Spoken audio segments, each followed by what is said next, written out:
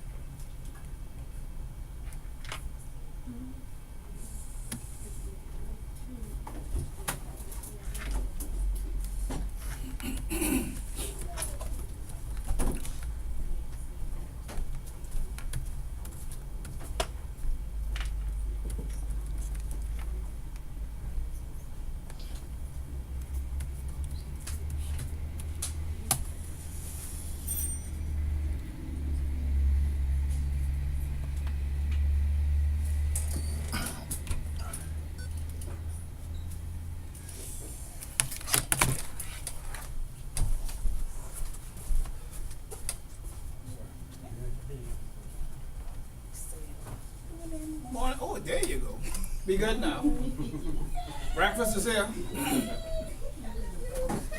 That ain't enough for like 2 people. See you straight, buddy. Black coffee. All right, there you go. Breakfast only stay in the back table. Yes. That was a man for us.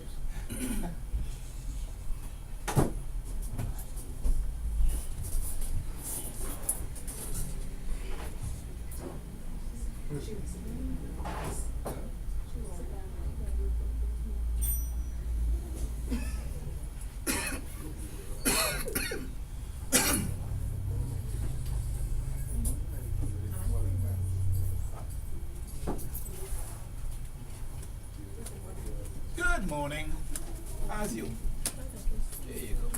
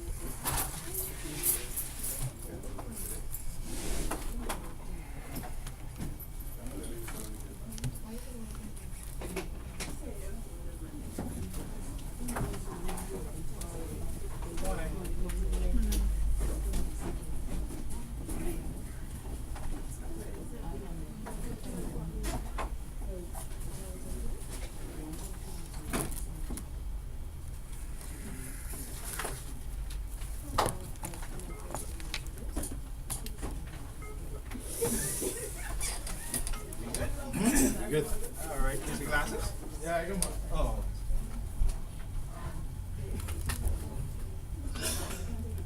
He was just connecting the Skype, so you guys are being beamed all the way to Freeport, so Freeport can see you guys. Y'all going international.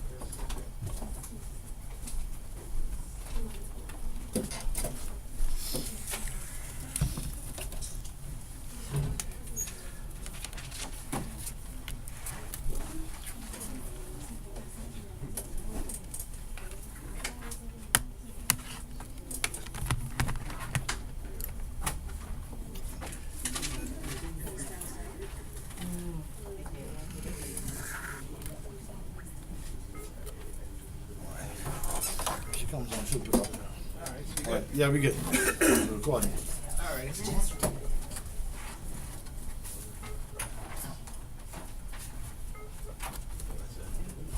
You straight? Yeah, I good. I good. All right. All right. Morning, folks. And again, everyone bright-eyed, bushy-tailed, no complaints. Apologize for the breakfast issue again. That one was above my pay grade.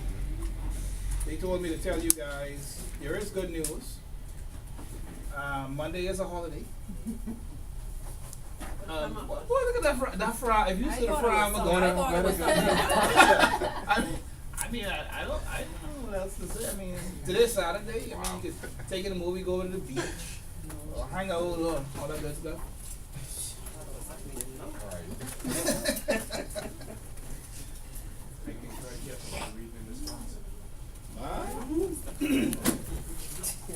Well, as always, I try to keep it as simple as possible.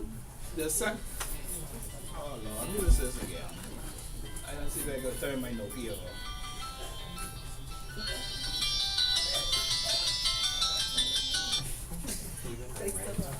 Yeah, it's Nokia for true. No. Yeah. Okay. Yeah, I don't know why, because every time I be like in meetings and board meetings, everyone pulling out these big, when I pull out the Nokia and everyone's like, what's that? And I was asking them, anyone have a charger? They're like, where do you find it? I'm like, You better go. really? You can't find a charger for Nokia? You could. Ain't no one walking around with it. Nobody else. Okay. Only you. But I can't WhatsApp.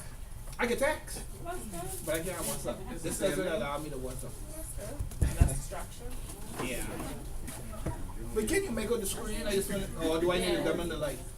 Can you make that up? Feel good? Yeah. Just making sure the folks in the back can get it. You can see it. No? She really ain't looking.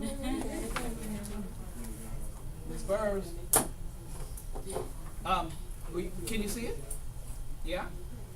I mean, I could dim the light a bit. I mean, could you write? If I dim it? Miss Smitty, you didn't look, maybe? No. Okay. No. Okay, so we'll start. I guess whoever else come, they'll pick up. And of course, with my presentations, like I said, I always look at your material, and then I put my spin on it. And I always give you a hand of what's being discussed. But you can make notes if you so decide. But this is almost like it is a supplement to the book material. Yeah? So having said that, again, let's start. And of course, the sessions, how we do it is always interactive. To get good feedback, just so that you know what's being discussed. And if you have questions or concerns, by all means, ask. Yeah? Yes. So the topic today is risk management. Anyone in here want to be employed in the compliance field? This is not a trick question. Yes? How do you feel about risk? You don't want to take none. You don't want to be bothered with risk. Compliance is not for you. You need to leave now. Get your refund. Enjoy your holiday. Get your stew fish on the way out, but compliance is not for you. Because working in compliance means you are a risk manager. You will have issues presented to you that are in line with policy. You're going to see some issues that are in line with regulations. You have to figure it out. You will get some issues that just don't make sense. I always tell my colleagues, you guided by three things: international standards, regulations, best practice, the company's policies, and common sense. One gotta kick in, right? Yes. And 8 out of 10 times you're gonna be presented with scenarios that just don't make sense. And you have to figure it out. Because you are the subject matter expert. Everyone says, oh, but let's go to Rev. Rev of the answer variant. Let's run to him. Always, let's see your nickname today, Rev. So everyone did, let's go to Rev. He'll figure it out. So you gotta figure out, and if you don't have policy, you know what you have to do? You may have to come up with something. If you didn't have it before, you will admit it. But guess what? You will figure it out. As long as it's in line with the policy, your institution's risk appetite and guidelines, best practice, you don't have an issue there. But some stuff you have to come up. Hey, how you doing? Hey, what's up, Rev? You good? Yeah, man. All right. Yeah, I'm sure I Sorry, I'm Bishop, I guess. Is that higher, right? Yeah. All right, okay. So, what did I say again now? Oh yeah, so you have to come up with stuff. So we see that a lot of times for scribbing. The good thing about us, when you have a parent company, it's a good thing because they see so much more stuff than you, and you're like, how do we deal with this? Edit and find, go to the policy, and they have a procedure for it. Thousands. But if you're local, it may be more of a challenge because you have the parent to lean on. You know, that international group is backing you, so you have to come up with stuff on the fly.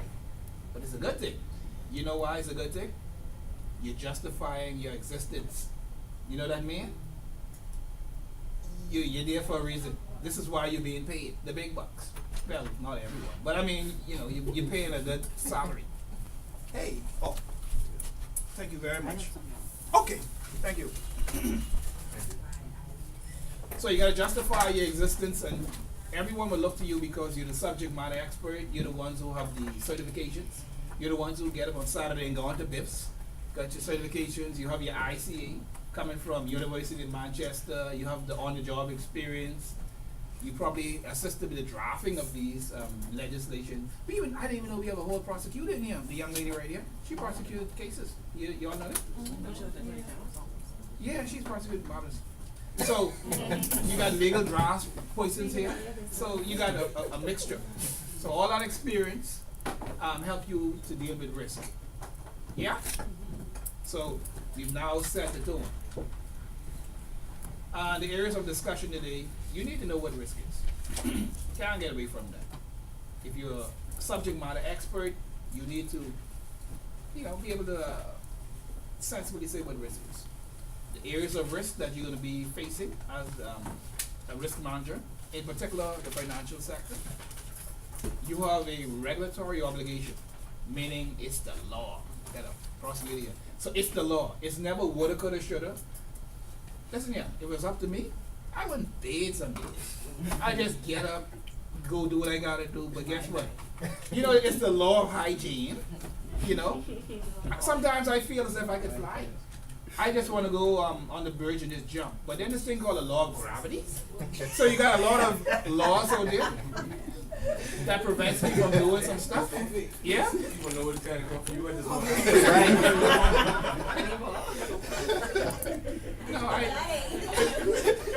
You make me forget what I didn't say. Okay, so as the risk managers, you're gonna have some challenges. No one pays you a good salary just to breeze through. Just to come 9 to 5, sit in your little cubicle in your little office, and then, oh, don't bother. Hey, you got a minute? No, okay, we wouldn't bother you. It don't work like that in the real world. As a risk manager, there will be some consequences for non-compliance. As it relates to the risk manager, you're getting paid a lot of money. You know why? 90% of the time, you're being paid a good salary for your signature. When you need to approve a transaction, they say, oh, run it by compliance. Oh, approve. That's why you're being paid. Because you're a subject matter expert and you're saying, I'm comfortable with the risk and I'm being paid for my signature. Consequences. But if something go wrong, who you think is the first person the desk they can clean out? They take your little swipe card. How fast does get you on the computer system? Because they I'm thinking they give you a little grace period. At least at 5. It don't work like that. One call the IT, Rev, delete it from the system, please. Okay, come back in 5 minutes and let me know he's moved. And they move you fast. Because I saw one colleague the other day, and earlier in the morning we was joking about sports and what's not. Then next time some of this little brown car walks is me. Where you going? You going? In the elevator. I mean, because you're on the top floor, you know, other floor, so where you going? He said, boy, they tell me, the corporate security say, come, no time to talk. I said, I say, I ain't going to talk to you because they think we in collusion or something. I really can't be saying talking to you. You getting your pink slip, but I ain't like that. But then you need to know how to mitigate risk. In this thing called risk, there will always be risk. And your job is to mitigate risk. Hey, which means you're really there to soften the blow. Yeah? You're the damage control expert, by the way. You guys will be drafting a lot of letters and using the right words. You can leave it up to me sometime, some stuff I draft for the managing director. Don't send it to them right away. Hey, how you? Okay. Sometimes you perhaps want to look at that, leave it in your draft form for like a day and come back and say, oh, I said that. Boy, some harsh words. You have to be careful in the choice words that you use. As the risk manager, even the wording could be misconstrued because I told a particular, let me give you a quick scenario. I had a staff member, they wanted to, you got those loan officers and those relationship managers, they only want to open accounts. They could care less about you. Morning. They could care less about you. And they came and asked for my opinion on something. And I said, you know what? Sometimes you got to be great too. Don't say yes. Don't say no. Sometimes you got to give them options. I said to her in writing, I said, the risk that this client presents is A, B, C, D, and E. Yes, there's some possible profits, but you have to consider all of these things. And you would have to make your decision based on X, Y, and Z. She said that was a yes. Please tell me where in that I say yes. Yes. Huh? Yes, it would be yes, and I would be used to it. But yes. There are going to be some decisions that you make, you're going to have to give the business some options and say, hey, these are risk, these are reward. You never say, like, positively say you go to this. You have to be sort of great in some stuff. There are going to be some ones you can say, oh, yeah, man. There's no real major risk, We can mitigate that. But some, you have to say, hey, if I say that, hey, there's a 12 risk involved or implications, the rewards are only 2. Read between the line. The scale is not unbalanced, right? And they ain't seeing that. I'm saying, hey, these are your 100 risk or possible outcomes on the negative side. These are your 2 positive outcomes. Oh, okay, that's a yes. Please tell me where in there I say yes. You set this up with my discretion. I said you would have to weigh the possible outcome, the positive or the negative. If the scale is not unbalanced, and that's what we try to, I didn't say no, but what are the 3 things we're guided by? Best practice, policy, common sense. When common sense could kick in? That was not common sense. That was not common sense. That's a different common sense. So those are the areas we'll touch on. And I have a question I normally throw there, and I'm gonna ask with let me see. I'm about to rev today. Ms. J, I can pick on you for a second with this one. I have a question for you. That's the question for you. You probably heard this before. I'm gonna ask again. Oh yes, that's you. That's a question for you. Oh, now let me give you some additional information. The 7 days. The question says, would you marry a man that you've only known for 7 days? And on top of that, his name is Denzel Washington. But listen, this one, but I said his name is, he ain't the Denzel Washington, he just named Denzel Washington. I mean, he ain't Denzel, but he just named Denzel. Oh, you didn't say that. Yeah, so doesn't Mark make a difference? No. Why not? I mean, you've known this person for a whole week. What's the problem? What else you need to know? What else you need to know? Married at first sight. Married at first sight? That can happen? That's a show. Boy, interesting because it goes back to my FIU days. I had a scenario there. The person, I won't mention his name because he's an attorney. But this particular attorney, you ever heard of mail order bribes? And I never thought that would actually happen in the Bahamas. The person came to see the director and I, be entertained, and he came into the boardroom, and he said that I'm a little embarrassed. There's a young lady I saw online in Romania, and I think it was like $9,000. You can get the bride, online bride and all that stuff. He sent the money out, it was wired out. And he was like, 3 weeks, maybe a month, he hasn't heard from her or whatever. Or the paperwork was done. And he wanted to know if there's anything therefore you could do to trace the money or perhaps get the money recalled or do something. And we sitting there listening like, I'd be like, what? No, you can't laugh because it's a concern. So we just sitting there listening, and this is an actual attorney, which means he should have common sense. He's an attorney, so you gotta be smart. Sorry, prosecutor, but you just assume that, being a lawyer, you'll learn it, right? But I mean, so he's like, so what do? We go from here, fellas, to get that money. We like, boy, from the day you said that, around the world to Romania. So we like, what's wrong with behaving? I mean, he's like, I saw a nice lady, went down the catalog, and that's the lady I wanted to marry. And I said, okay. So, this is a true story that actually happened. I couldn't even make that up. An attorney, you would never believe that. I said, wow. So, the reason why I posed that question to Miss J in the back there, Miss J, the reason why I posed that question there, after 7 days, if you would marry the person, is because you're not going to enter into a lifelong relationship with someone you just don't know. You need perhaps more time. You have to do something called due diligence. You need to find out, is he a serial killer? And I talk about conflict. Is he a serial killer? Does he have a STD perhaps? Does he have kids? Yeah, he named Denzel, but is he the real Denzel? I mean, there's a lot of stuff you need to determine on this client. Sorry, not client, but this individual before you enter the relationship. Here's good news. The same principle applies to your clients. Anyone who walk into your institution, you're not just on board just because they're in the front of you. You need to do your due diligence. And prosecutors back me on this. It's this little dumb thing called the law. Before you onboard any client, you have to KYC them, CDD, customer due diligence, and most important, EDD, where necessary, enhanced due diligence. And this can be found in the Financial Transaction Reporting Act. No one can onboard a client for a financial institution before you do your due diligence KYC on them. So that's the law. Yeah?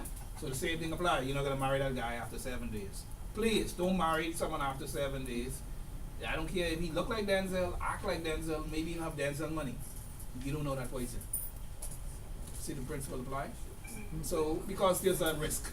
That's a risk element involved there. He could be psycho, carrying some disease. He may be trying to swing you. Someone as related to fraud and whatever. We see a lot of that too. Especially with the Nigerians too. I see that every day over there. It was a client of ours. We brought it to her attention. We said, madam, we noticed on your account the activity has changed.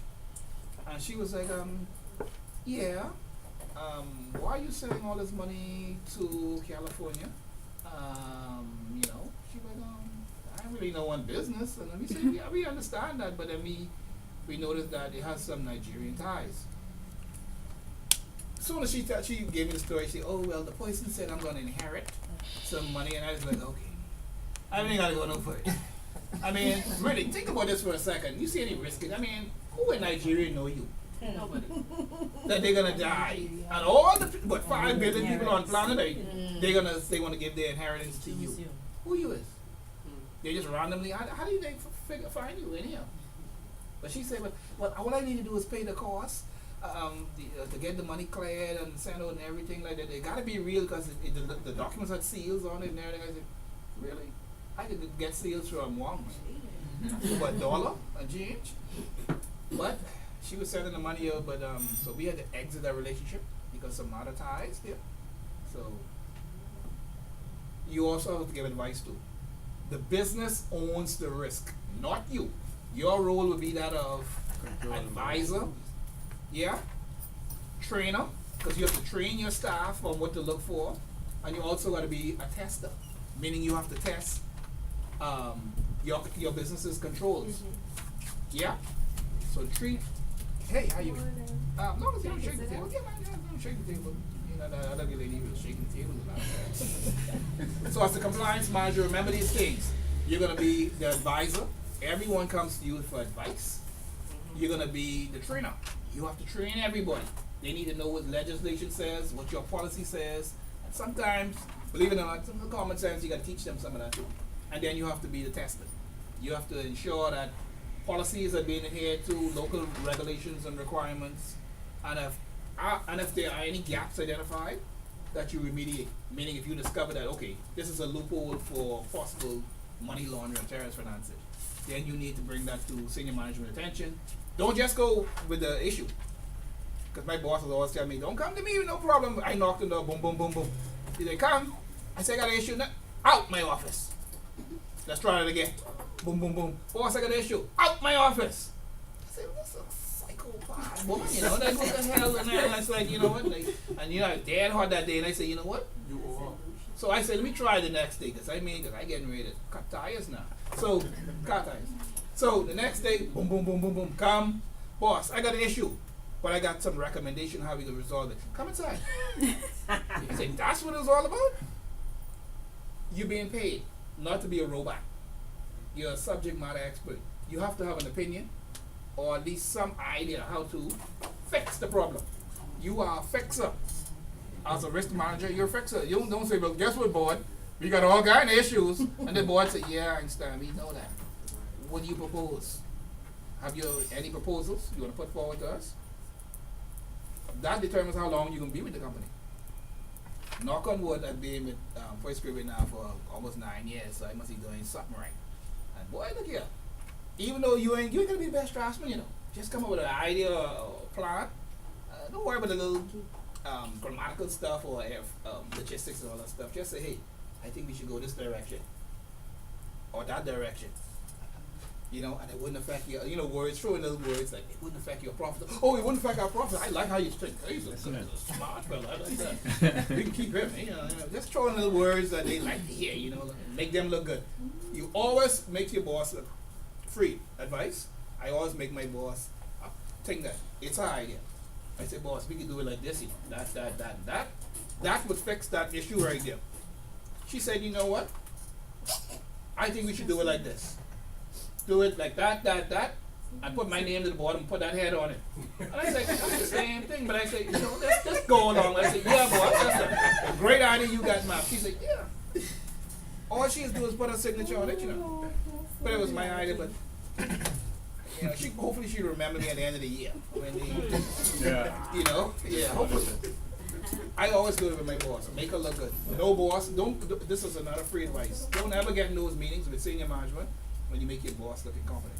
They may be, but I make my boss shine like a star. My boss is always tell me, boy, I can remember you. I like how you make me look. Made you look good today, boss. You should see me, man. It's like a real feel, you know, poison. Yeah, so I was like, I made you look good today, boss. You remember me? Yeah, I remember you. You said me. I said, see, I photocopy all of the stuff for you, and I had everything type of print up. I said, yeah, boy, I didn't do all of it. I said, yeah, make you look at it. Don't forget the end of the year now. And sometimes you do, sometimes you don't. But so it's all about risk management. While I may make light of it, that's your primary function. Forget all the other stuff. You're there to advise on risk, train, and test. That'll be your core functions. Whether you're at a mortgage corp, whether you're at a number house, whether you're at a bank, insurance company, that will be your core functions. You'll have other stuff to do, but once you got those stuff covered, you'll be in the game for a long time. Make the boss look good every now and then, you know, and put forward recommendations. Yeah? Think it through. You're not always going to be right. And it helps when you have a parent company to leverage off, but if not, you don't have to reinvent the wheel. Remember every face in here. You know why? Because these are the people who you're going to be calling.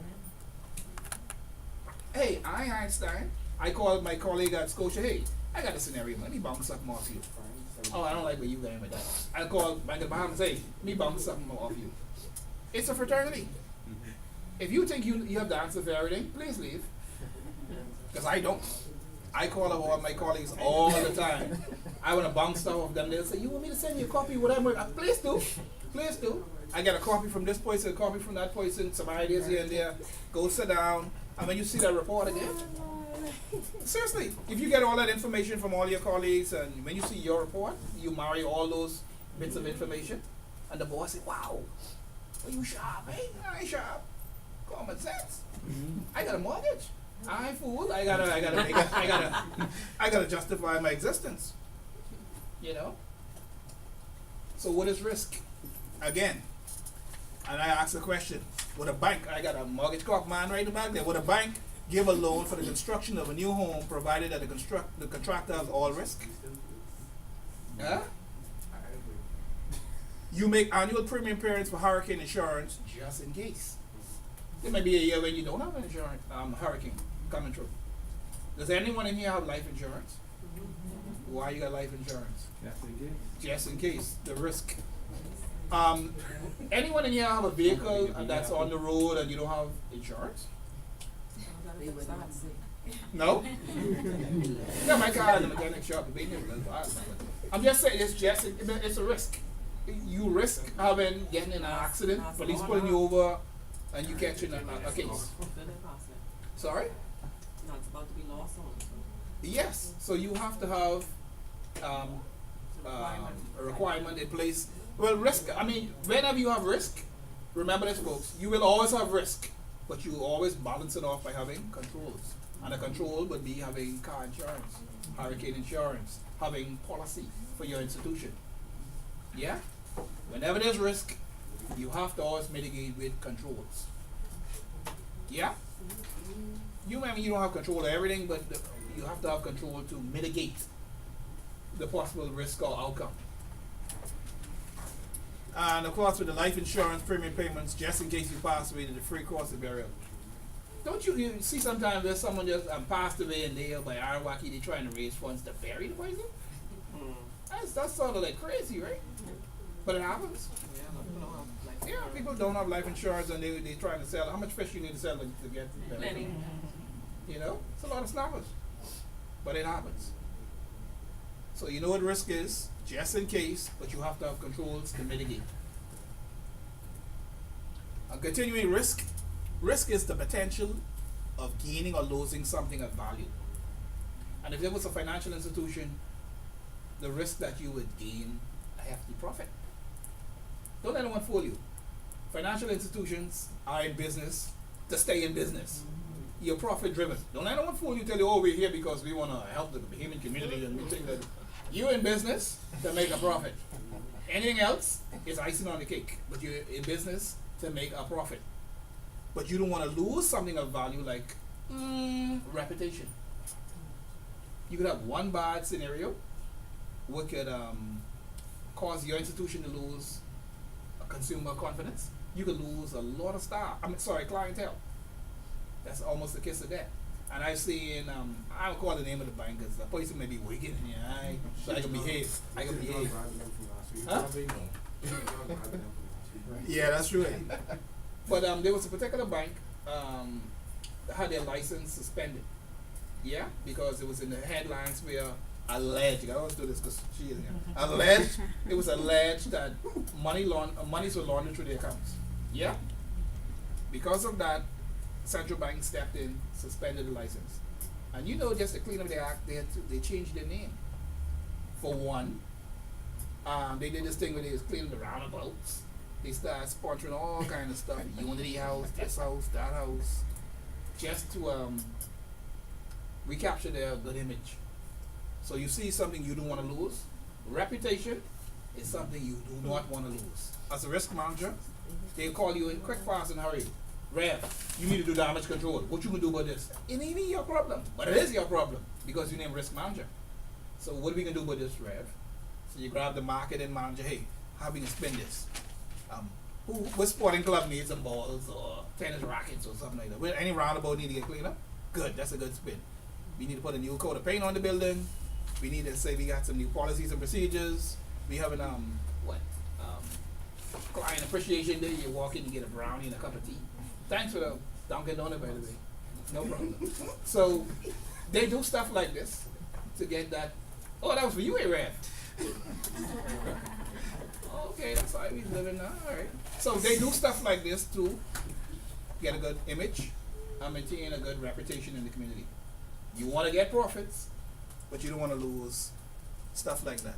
And risk again can be applied to your personal life values such as physical health, social status, emotional well-being. So there's stuff you don't want to lose. I only use those to show the comparison with the business as opposed to an individual. And again, when you talk about risk, it's always a level of uncertainty. You ever notice that some of the best laid plans go wrong sometimes? You ever had a client and you did, or you filled the form, you ticked away everything, and you thought it was the perfect scenario. Yeah? I thought we told me you had one the other day with this perfect client, no other issue.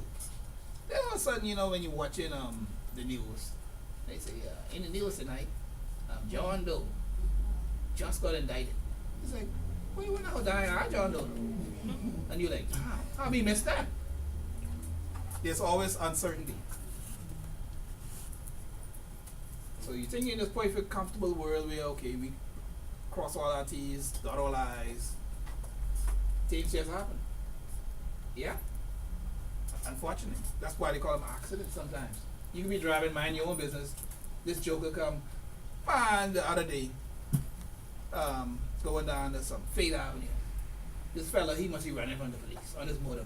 Ram! Right into the car door. What the hell you going? And he jump up, you know, he even didn't check to see if I heard. He just jump back on the bike and go on. It's look at this foolishness. You know? Uncertainty. Thank God for insurance and all that stuff. See, risk again. So uncertainty is a potential unpredictability, an uncontrollable outcome, because you can't control everything. There are going to be some outcomes you just don't have control over. Risk is a consequence of action taken in spite of. Even though you got your controls in place, you can still get mashed up sometime from the board and senior management. How you missed that, man? How you missed that? Yeah, you got a client come in like that. 7 days and you let this client in the bank. You let marry him already. How that happen? But he named Denzel, so I ain't no control. I only pick it on you right so because you came in there. That's what happened. So, where all this stuff coming from on risk? Anyone ever heard of FATF? Financial Action Task Force? That's the international standard bearer for money laundering, terrorist financing. They set the tone for the whole world. And they have their take on what risk is. And this is their interpretation of risk. The FATF, we call it FATF for short, acronym, identifies risk as a function of 3 factors. Threats. It could be a threat of a risk. The person or group of person whose objective is to harm,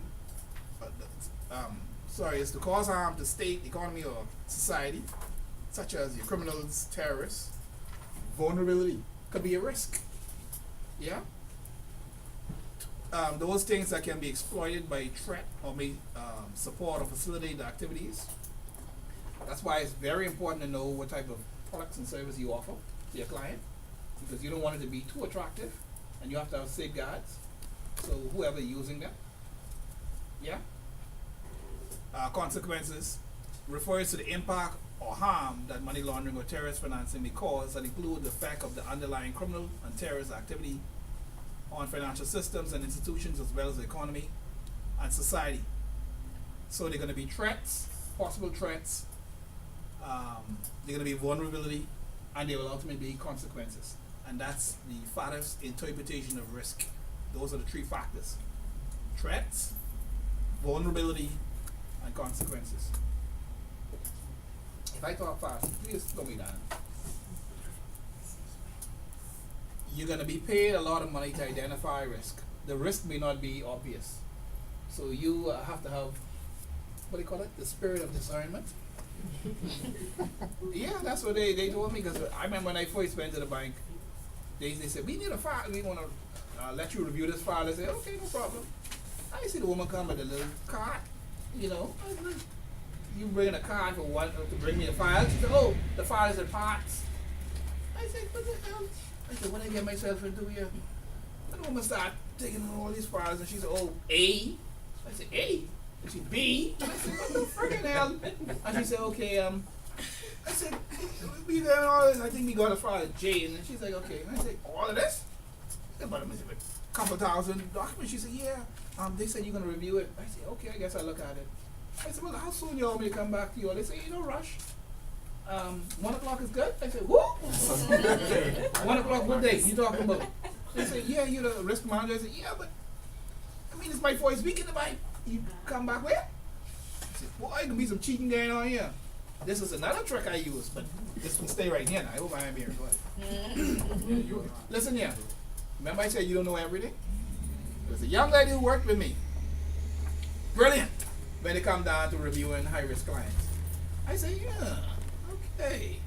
You reviewed one of those before." She said, "Yeah, man, that's a small one." I said, "Really? Girl, come put your chair right here, right? That's your boss, right? Come, sit right here." I said, "Well, what you think about this one?" She said, "But that, I would say you would need this. You would need to look at this risk, that risk. Client onboarding risk, you need to look at that. The 10-year risk." And then I said, "Okay, you write it down, right? While you talking, write all of that down." She was just writing all that stuff down. I said, "Well, how would you assess that?" She said, "Well, if you do an analysis, you should want to do it like this." And I said, "What?" I said, "Girl." And she was telling me, and I listened, she was a sponge. Every day she come to work and say, she said, "I got to do it." I said, No. Come here. You come sit here. And I said, "Listen here, we can wake something up. Your bonus guaranteed. Don't worry about that. Let's talk sense now. You gotta help me get through this thing. I don't know the hell they talking about. There was stuff right there, but you can help me get through this.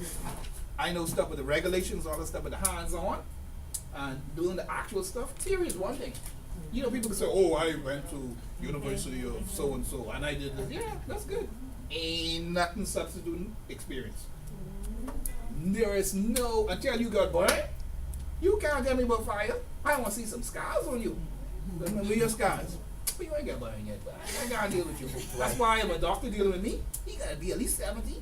He done been through all that stuff over there. I seen some young doctors over there, and they're like, look like they're 21, and she's like, "Mr. Taylor," I said, you had to bring a message. You ain't fooling with me. I got belts older than you. Where you going? Oh boy. I don't play that. You gotta be old doctor. I mean, your eyes still working and everything, right? Your motor skills good, but I need old doctors. So I want some of the seasoned people. And then when she started breaking that down for me, I said, wow. And the sad thing is this. We were the two finalists for that position. But I got it because of, favoritism sometimes. I mean, if you want to be honest. Favoritism does happen sometimes. Yeah, but guess what?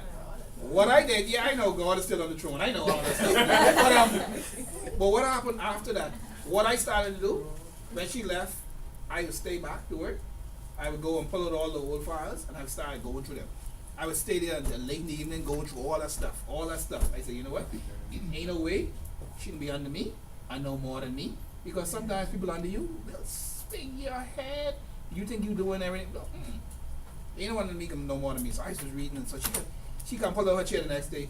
I said, "You there?" He said, "I come in to show you." He said, "You ain't show me nothing. I go to your cubicle, girl. I got this. I need you. Where you get off at? That's your cubicle over there."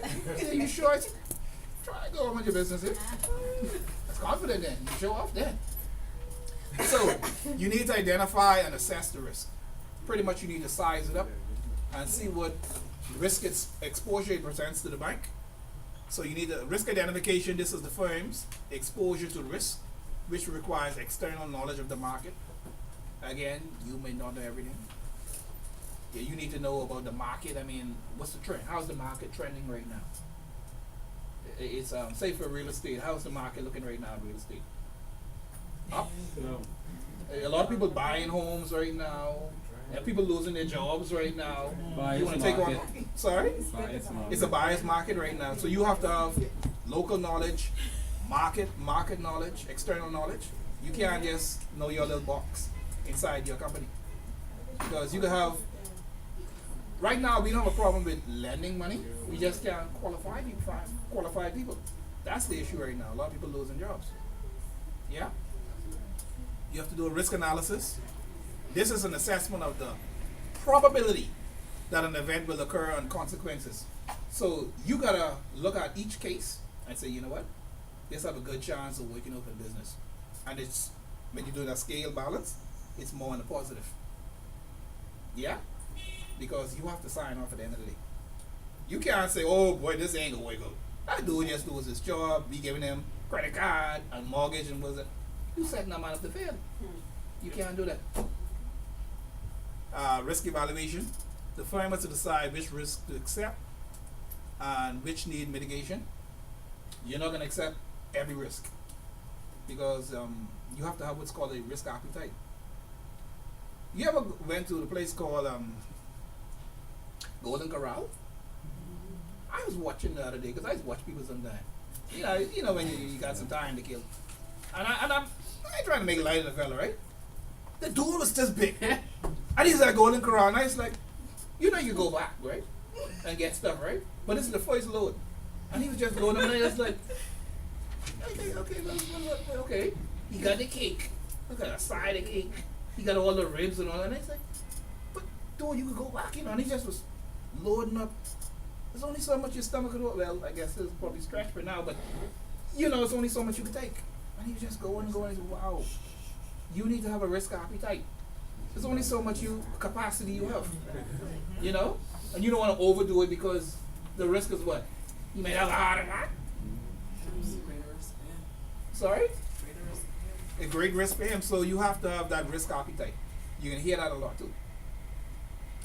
Risk treatment. You've done the diagnosis. You see what the situation is. Now you got to treat it. And ain't going to be no little 21-year-old doctor either. A risk manager got to be seasoned. I ain't one of the little junior people. So you need to treat the risk. This includes risk control. Remember I talked about those controls? You need to put in place controls. Yeah? And mitigating factors. Sometimes risk avoidance. You can't say no. As a risk manager, you can tell the board or senior manager, no, I don't think we should do it. You're the expert, they can lean on you. If someone walk in, let's just say it's Carmel Bank. I can make up the bank. And he says his name is Samuel Knowles Jr. Yeah? And he live in Farrington Road. And his equipment is, let's just say, trucking material. Any issues there? You see that name come across your desk. And what you know, local knowledge of this individual. He ain't here. But this is his son, Junior. And the equipment that he allegedly used to with funds from drug proceeds, So you really want to take on that risk? No, we wouldn't open it. You wouldn't? No. So what do you tell the client? No. They come to you, they're asking you for that script. Then the front line is saying, he did not. Let me give you a better scenario. This is a real life one, but please, I don't hear this again. You only us in here, I don't hear this again. I hope you ain't know what family talking about.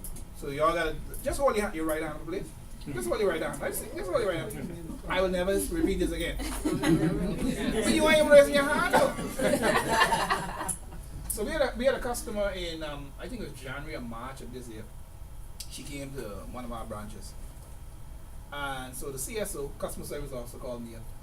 We have a lady here who opened the car. I was like, yeah, what you calling me for? I don't care.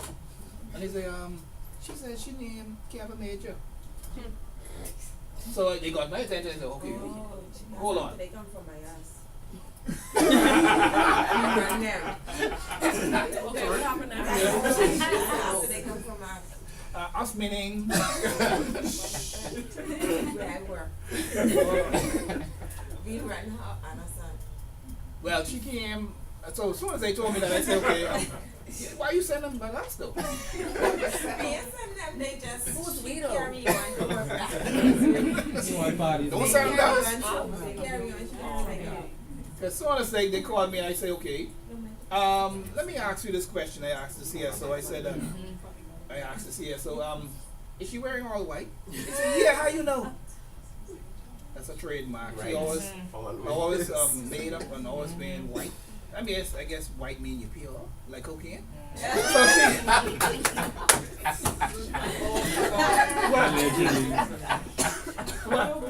what I say? What? Just continue. She didn't make noise and. So she was wearing all white. Say, okay, she's wearing all white. Okay, yeah. I say, tell me something. The date of birth, the name, everything match. They say, yeah. We have an internal caution list. Places we not gonna touch. I say, is that name matching up on the caution list? They say, yes. I say, great. Tell her, thanks but no thanks. We're not interested in the business. Okay. Any reason why I'm telling her this? I say, okay. Go to the caution list. I mean, she's a very intimidating. If you ever dealt with Kevin before, she is very loud. She come in and then she walks in, it's like bright lights and the smoke spraying and everything. And she's like, she don't walk, she levitates. Yeah. She's live. She walk in and everything stuff. You ever seen her go on the court? When she go to court, she wears the latest clothing, jewelry, and everything, and you know. Even when they were carrying her in the Black Hawk helicopter, yeah, she was all styling. But the thing about it, I directed the staff. I said, she is a risk to us. The reason why she's a risk, go to our caution list. Our caution list say this is the reason why. She was designated by the United States government as a drug kingpin. Do you know how much dope you gotta sell to be designated as a drug kingpin? At least a ton. Right. That's a lot of dope. But then she was saying, I heard that she's given her life to Christ now. Listen here, I don't have a problem with that. You could be water baptized, saved twice in one day. We ain't interested. Be not interested. Even though she said she's saved now and all that stuff, still ain't interested. You know? Keep wearing white. I don't know what it means, but we still ain't interested. So we never gonna touch her. But to have someone walk in the institution and have the US government saying you're a drug kingpin, you ain't gonna touch her. That's a reputational risk. Because if you allow her to come in, who next? And guess what? They stalk. They stalk. They say, child, I got in the first grade, and so you better try and get it. They like roaches. You get one get in, and then the next one will get in. That's why she couldn't get in. Sabas tried to get it. I hope I talking about no one family. He came to get in, and he's like, no, we're not interested, Sabas. But they said, you know, he run talks. So you understand you regulated now. But prior to that, dude, you was on the ground for years, boy. You probably been selling herb. You don't know. They ain't interested in you, and you know, you under 40, you almost a billionaire. No, you ain't on that run, Sabas. Go to her bike in the back there. We ain't on that run. So you have to identify the risk. Identify the risk, do your analysis, evaluate it, and then you have a treatment. Whether you tell them we ain't interested or put controls in place if you do decide to onboard that client. There will always be risk. But if the appetite is just too it's not great enough to onboard it, then don't do it. Yeah? Some areas of risk. International banking clients. Anyone work in international banking here? Just hearing that name international, meaning you deal with people worldwide. How far does your capability to identify someone goes? We talking about international now, you're limited. So that means they pose a greater risk because you don't know them. Yeah? So they pose additional challenges to knowing your customer. Because you're talking about someone who's worldwide. You got a client walk into your institution today. Hey, my name is Hector Mendoza Garcia. Where you from? Colombia. Who? Okay, nothing wrong with Colombia. Okay, what do you do for a living? Oh, I grow crops. Okay, I listen then. Colombia, you're growing crops. You know my mind. They always tell me I start off with negative. You gotta win me over. Because they say you negative man. I say no man. You know when you come before me, you guilty. You gotta prove you're innocent. So I gotta get to know some stuff. Corresponding banking relationship. That means you have clients who are underlying clients, because we don't have a presence in, let's say, United States, but our transactions are done through Wells Fargo. Wells Fargo have done KYC and due diligence on us, but not all of our underlying clients. So that means that's a corresponding relationship. Yeah? So that's a risk. It's like I'm saying, I got to vouch for everyone in here. I went before the Pope and I said, yes, Father, I got saved in 1990. Everyone in that room saved because I could attest to that. You only could spare for you. So correspondent banking means I did KYC on you, but your underlying clients, I'm depending on you. Yeah, so that's a risk. Would you put your head on a chopping block for anyone? Not Patsy, son. I ain't gonna put my head on no chopping block for no one. So I don't suggest you do that either. Then you have international trade finance, again, international. Cross-border. Sanctions. You familiar with sanctions? Sanctions are penalties, really. To persuade or dissuade someone from our country from doing something. Good example would be North Korea. Rocket Man. That's what, but not our, but President Trump calls him. But they're the best friends now. He calls him Rocket Man because North Korea, they wants to have become a nuclear power. The proliferation of nuclear weapons. And it's a similar case like this. Hey, how you doing? Alrighty. So if you got yeah, that'll probably be sharing your eye. It's a there, man, but no, we'll get your eye. Oh, yeah. It's a scenario where sure. If you got a neighbor, every morning he gets up and he's just throwing rocks towards your new glass window. Hey, look at this crazy dude. What are you doing? Every morning he's just seeing how close he can get to your window. That's the I'm equating the North Korea to America. He wants to see if there's nuclear weapons or ballistic missiles can reach North America. Isn't that crazy? Someone's trying to hit your glass every morning. So what you respond by coming outside with your shotgun. You ain't gonna fire it. You just stand over and say, yeah. That's what the sanction is. Be watching you, North Korea. Yeah? Sorry? Yeah, you know, when you hit my glass, I may have to return, with greater firepower. And then there are new products, new business lines, which can pose a risk. Let me give you a scenario. Cryptocurrency. It's a new trending product right now. It's virtual currency. It's stored value. I ain't even pretend like I was no techie. I ain't no techie. You see what I was walking around with? A Nokia phone. You can't WhatsApp me. Yeah, man. Well, you can't find the power cord, but what are you talking about? But anyhow, so I forget what I was even saying. Okay, cryptocurrency. So, like I said, I've been lagging behind with technology. That's why I got that young lady who works with me. I said, you know about technology? She said, yeah, come, put your chair right up here. Sit right here. Let's go through this now. Yeah, when we go through that, we have a guesser, and then maybe call her back. But she good. So, with the cryptocurrency, I had a relationship manager call me. Mr. Taylor, I'll run something by you. Say, go ahead, then. You may not get the answer you want. We got a client, a prospective client. His source of funds, he's saying that he's going to get some assets from his fintech converted to Bitcoin and then converted to fiat. And I'm sitting here listening to all this, right? He said, you got that, Mr. Taylor? I said, boy, I hear you. If you ask me to repeat what you said and make sense, right? I couldn't tell you what the hell is whoop. Could you explain what just happened there? Fintech, the Bitcoin, the fiat. I know fiat is actual money. I know that.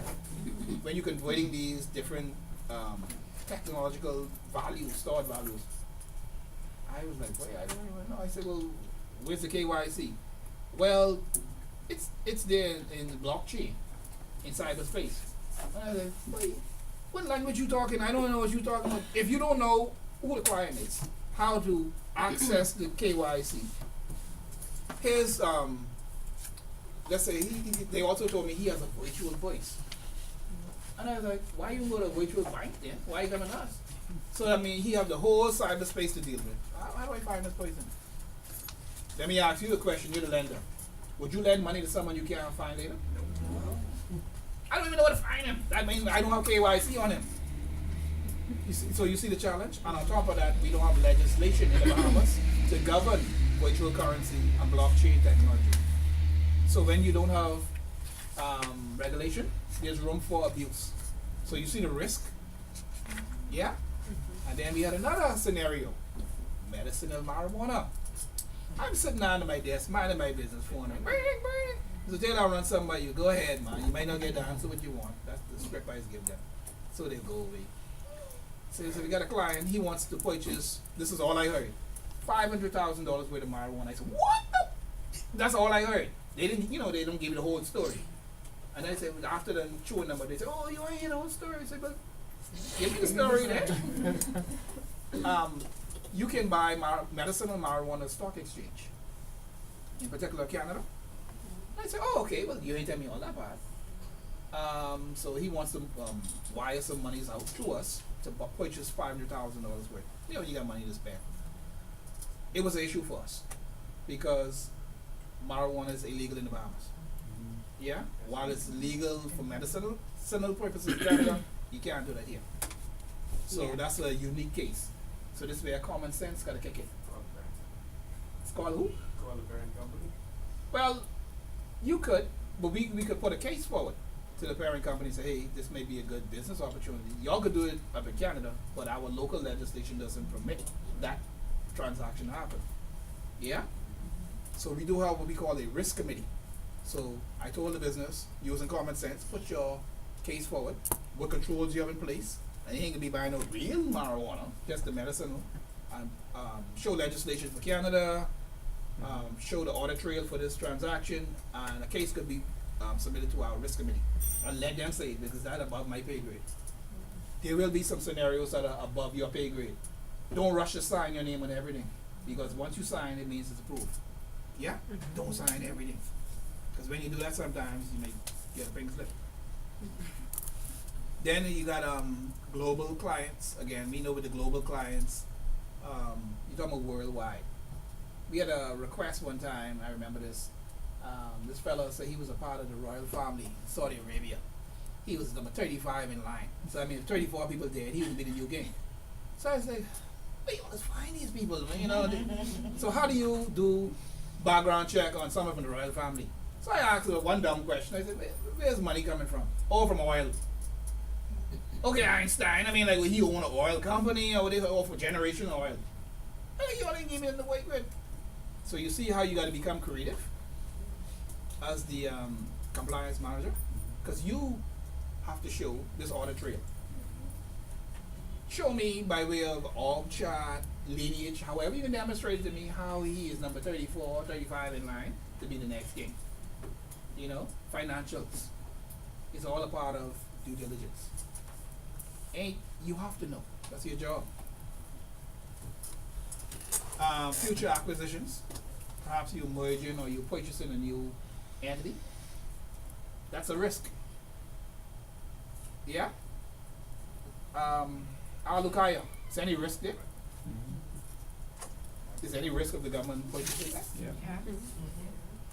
But yeah, you're supposed to say no, man. They got sensible people looking at that agreement, so how do you say there's risk in everything, but yes, there are risks. Acquisitions can be risky because you got to go through each line and say, okay, they may not have a good turnover, the revenue may not be great, the building may be dilapidated. What's the state of that building? They're sitting there for a while. That's a risk. Yeah. AML is key. Is a key risk to assess in any prospective deal.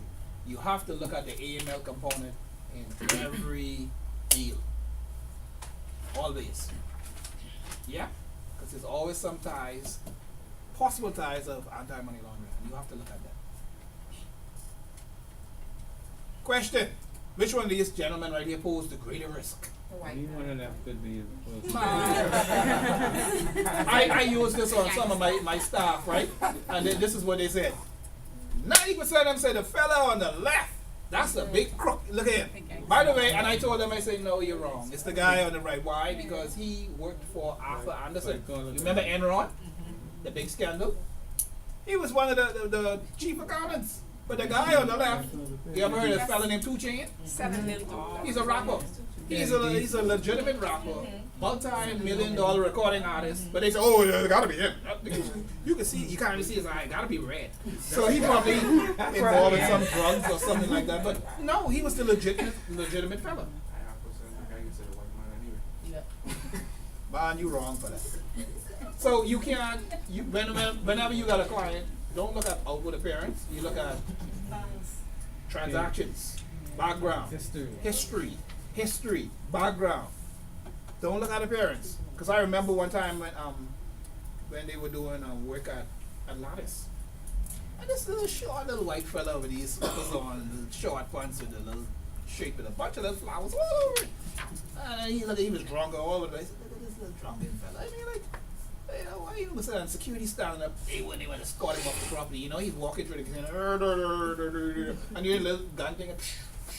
I said, and security is standing there, stupid self up, and they wouldn't tell him get up. I said, let me ask you a question. The little jokey little fella, the little dwarf, why you don't run him off the rug? He just walk through there with a little drinking. Can't I get? They said, oh, you mean Mr. Kersner?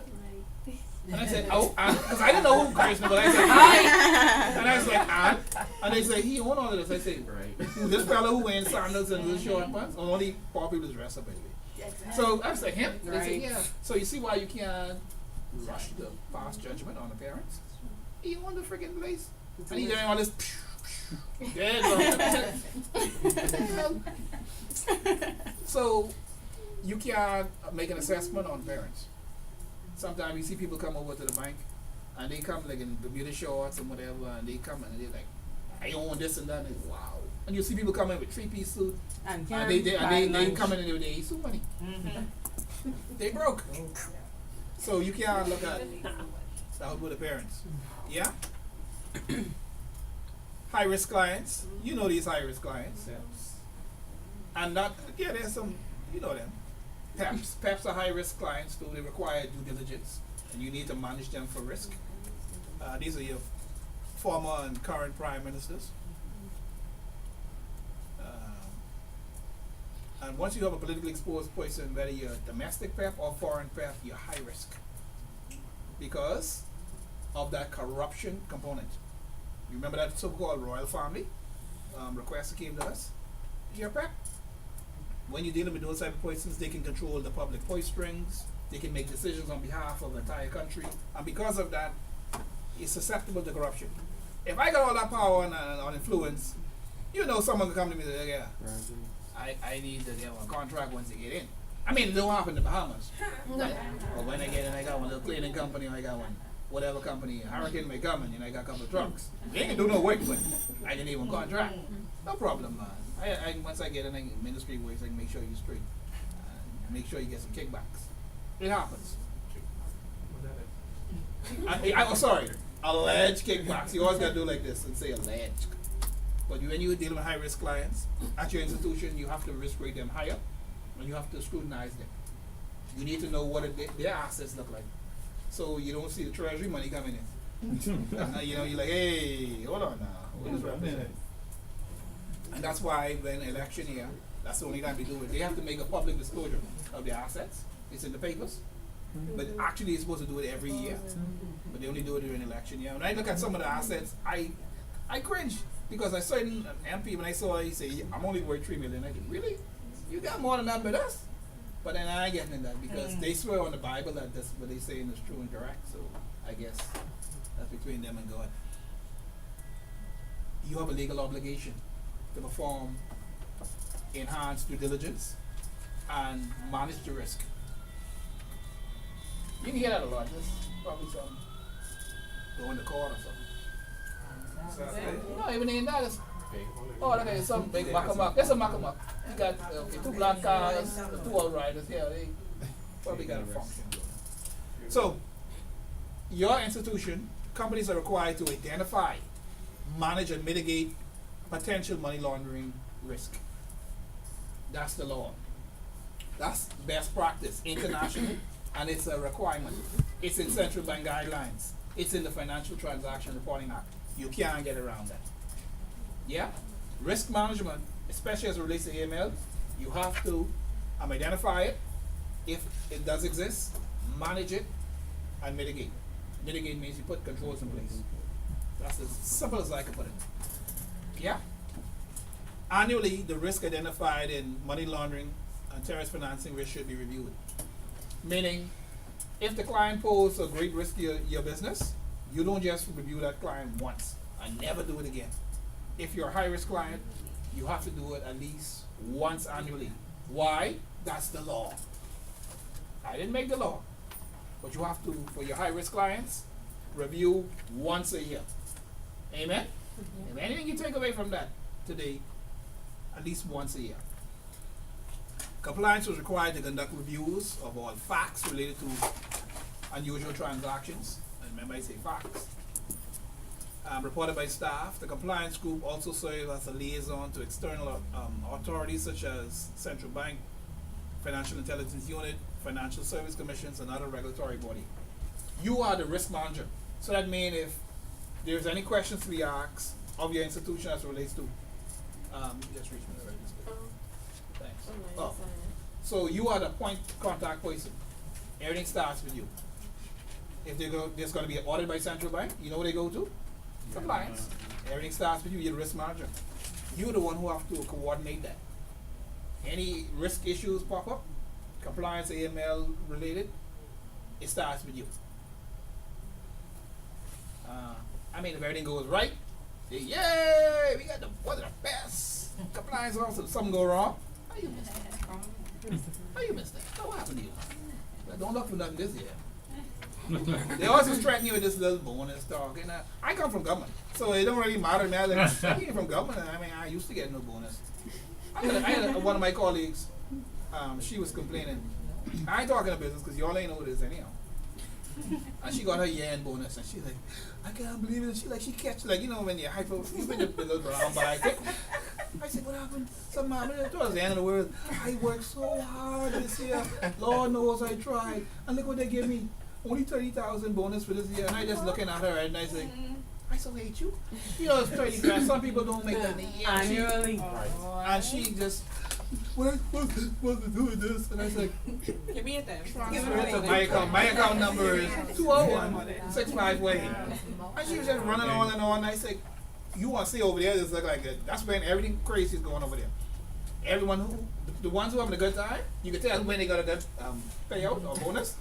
Pizza on me, eh? I say, yeah, he got something good. Then someone else say, anyhow, let me go home. I know when they coming back. New Year, we look here. This place, I see why you got to keep looking. I say, you can always tell when someone got a good pocket over there.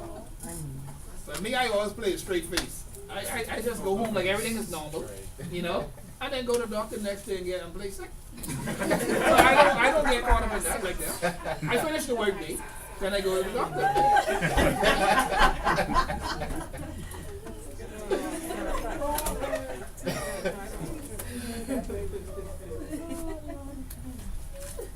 Okay, so now I did mention the Financial Transaction Reporting Act. Let me get back to that. So what it was, it came out in 2000. It was updated again in 2018. So the Financial Transaction Reporting Act directs that all financial institutions, it's mandatory to verify prospective client holders. So you don't open an account in the Bahamas unless you're verified. That's the law. It's supposed to be. Yeah? Maintain verified transaction records for a prescribed period. What's that period? 5 years. 5 years after the relationship is ended. Account closed. At least 5 years in the minimum. So at least you got all of that down. That's great. So as a risk manager, you need to know that. You need to maintain records. I heard someone say, oh, with the account closed, I can start shredding that. No. You ain't shredding nothing. 5 years after the relationship was ended. That's for us. We don't even shred that no more. We just keeping it just in case. I told them, hey, at least for 10 years. So we ain't taking no chances. Because sometimes good clients go back. You ain't getting bad with this client all the while. Then one morning you watching, what do they call it? BBC? Something like Sunrise. Yeah. The next thing you know, you see one of your clients going through bank lane. You know, doing the bank lane shuffle. I said, what the hell? So, and then you go check it. Oh, damn. And I said, oh, Lord, please don't let the money pass through us. So when you just check it, damn, it's going through us. Shoots! Then you got to make a report now. Because you have knowledge of it. It's a risk. So you got to be proactive. I don't wait for the authorities to come to me. I go there, tell them, look here, rev them, be the foolishness long time. The money came through on such and such day. This way to find them. Yeah, man. Yeah, I be no fool. Financial institutions are required to establish, implement, and maintain policies Once you have policies, you're gonna be the persons who maintain those policies. So when they need to be amended, when legislation change, you're the architect. So Rev, Bishop, you guys gonna have to go and amend the policy as necessary. And of course, if there are any other controls that need to be put in place, that's you. You need to have an MLRO at every financial institution. And the MLRO is the money laundering reporting officer. So you see why there's a big demand for MLROs and compliance officers? It's a demand. And right now we don't have enough, to tell you the truth. That's why you got a lot of people job hopping right now. Everyone telling me, boy, you still for screaming? 9 years? The rule of thumb so far, 3 years. People don't stay one place long. Because they always need MLROs, compliance officers.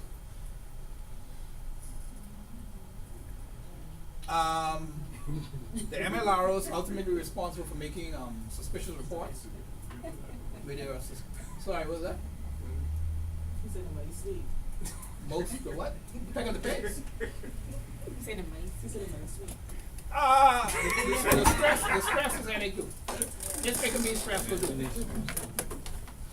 But the one thing I would say, if you work with a good team, it makes life easier. Yeah, if you got some slackers working with you, like, girl, like I have a blessing in that young lady. Her demeanor, she's a Christian, that's a good thing about it. And I say, I need you to do this and that. Yeah, no problem. Come, pull your chair right up here. You get it? But if you got a slacker, and I got one, she's the what we call the angel. And I got this fellow working with me. Hey, I need you to do this. I said, well, when you can finish that? Whenever. Hey, what the hell? But then of course, it's that family ties. Can't fire him. And the MLRO must be registered with the FIU. The financial institute also required to appoint a compliance officer. The compliance officer can also be the MLRO. So you can have dual roles. That's no problem. So they, do you get 2 salaries? Probably not. Probably not. You will have some challenges as a risk manager.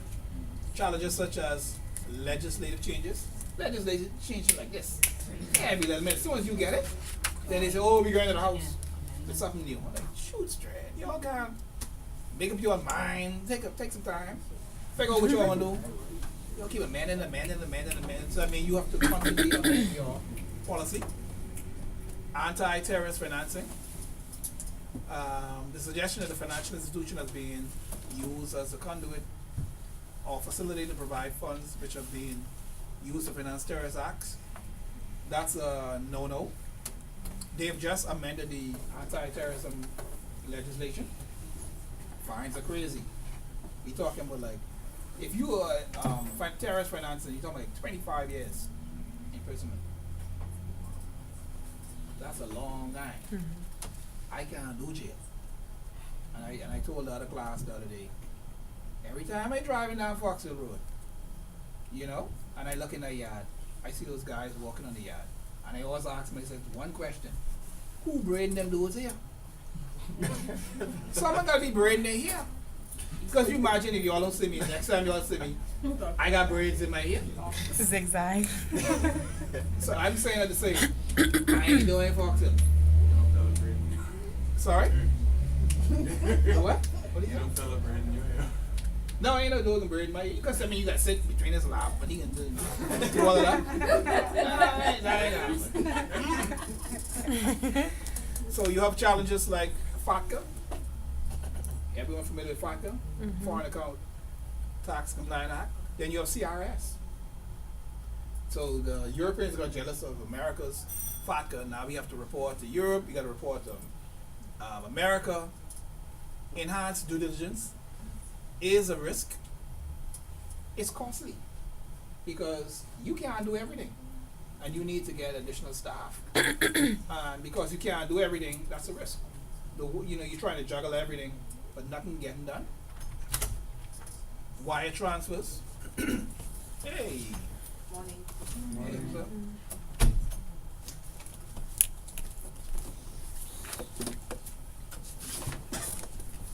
Alright, so wire transfers. Correspondent banking could involve movement of illicit funds. And with wire transfer, you're talking about instant movement of money. You could wire money in 1 second or less. And it can go from one territory to the next. That's a risk. Yeah? PEPs, we spoke about the PEPs earlier. Maybe use the former prime ministers and current. Other challenges include retroactive due diligence.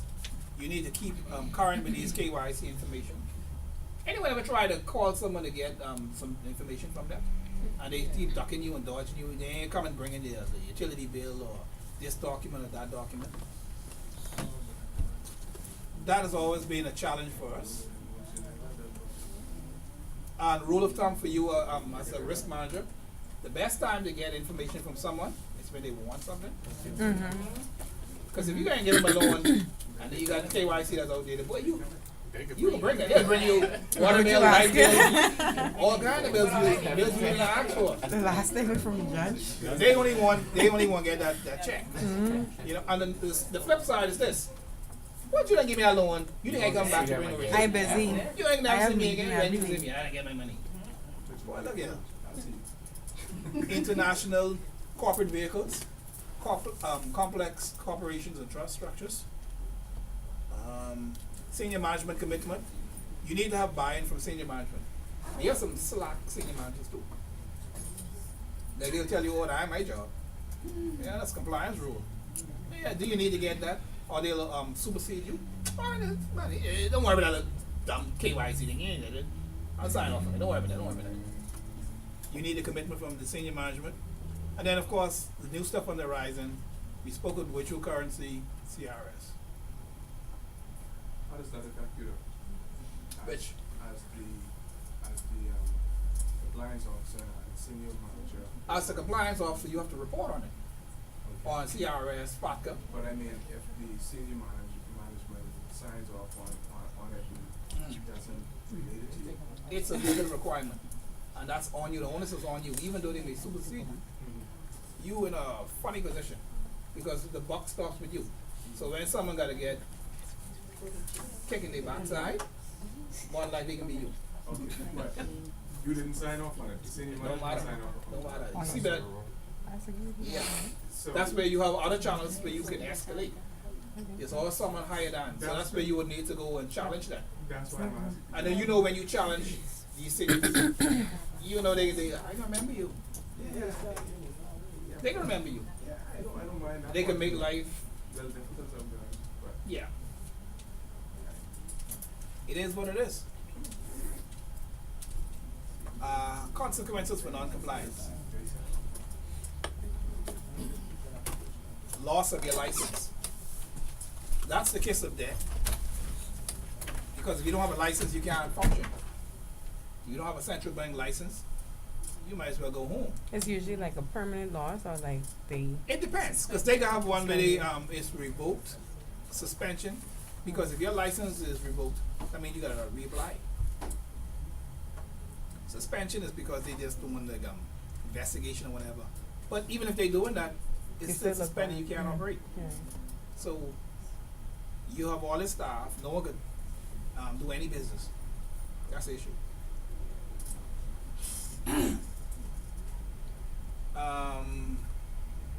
Touch on reputation.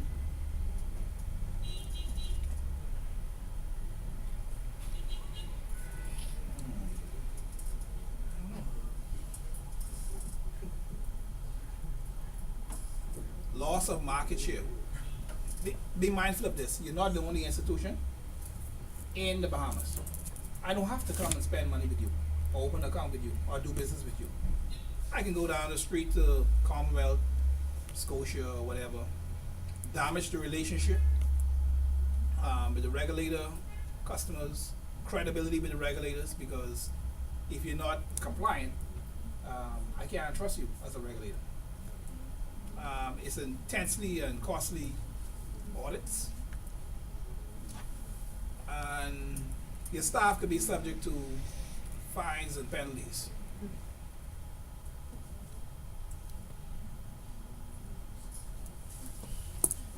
That's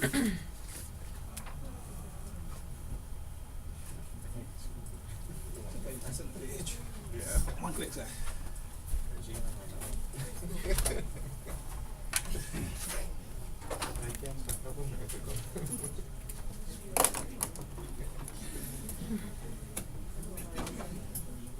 Right.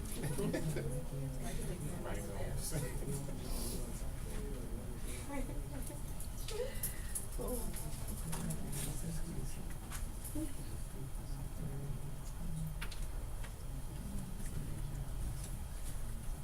It is 33 pages. So y'all gonna be good. Okay, so you know what the consequences gonna look like. How to manage your risk. Anyone have any idea how you're gonna manage this risk?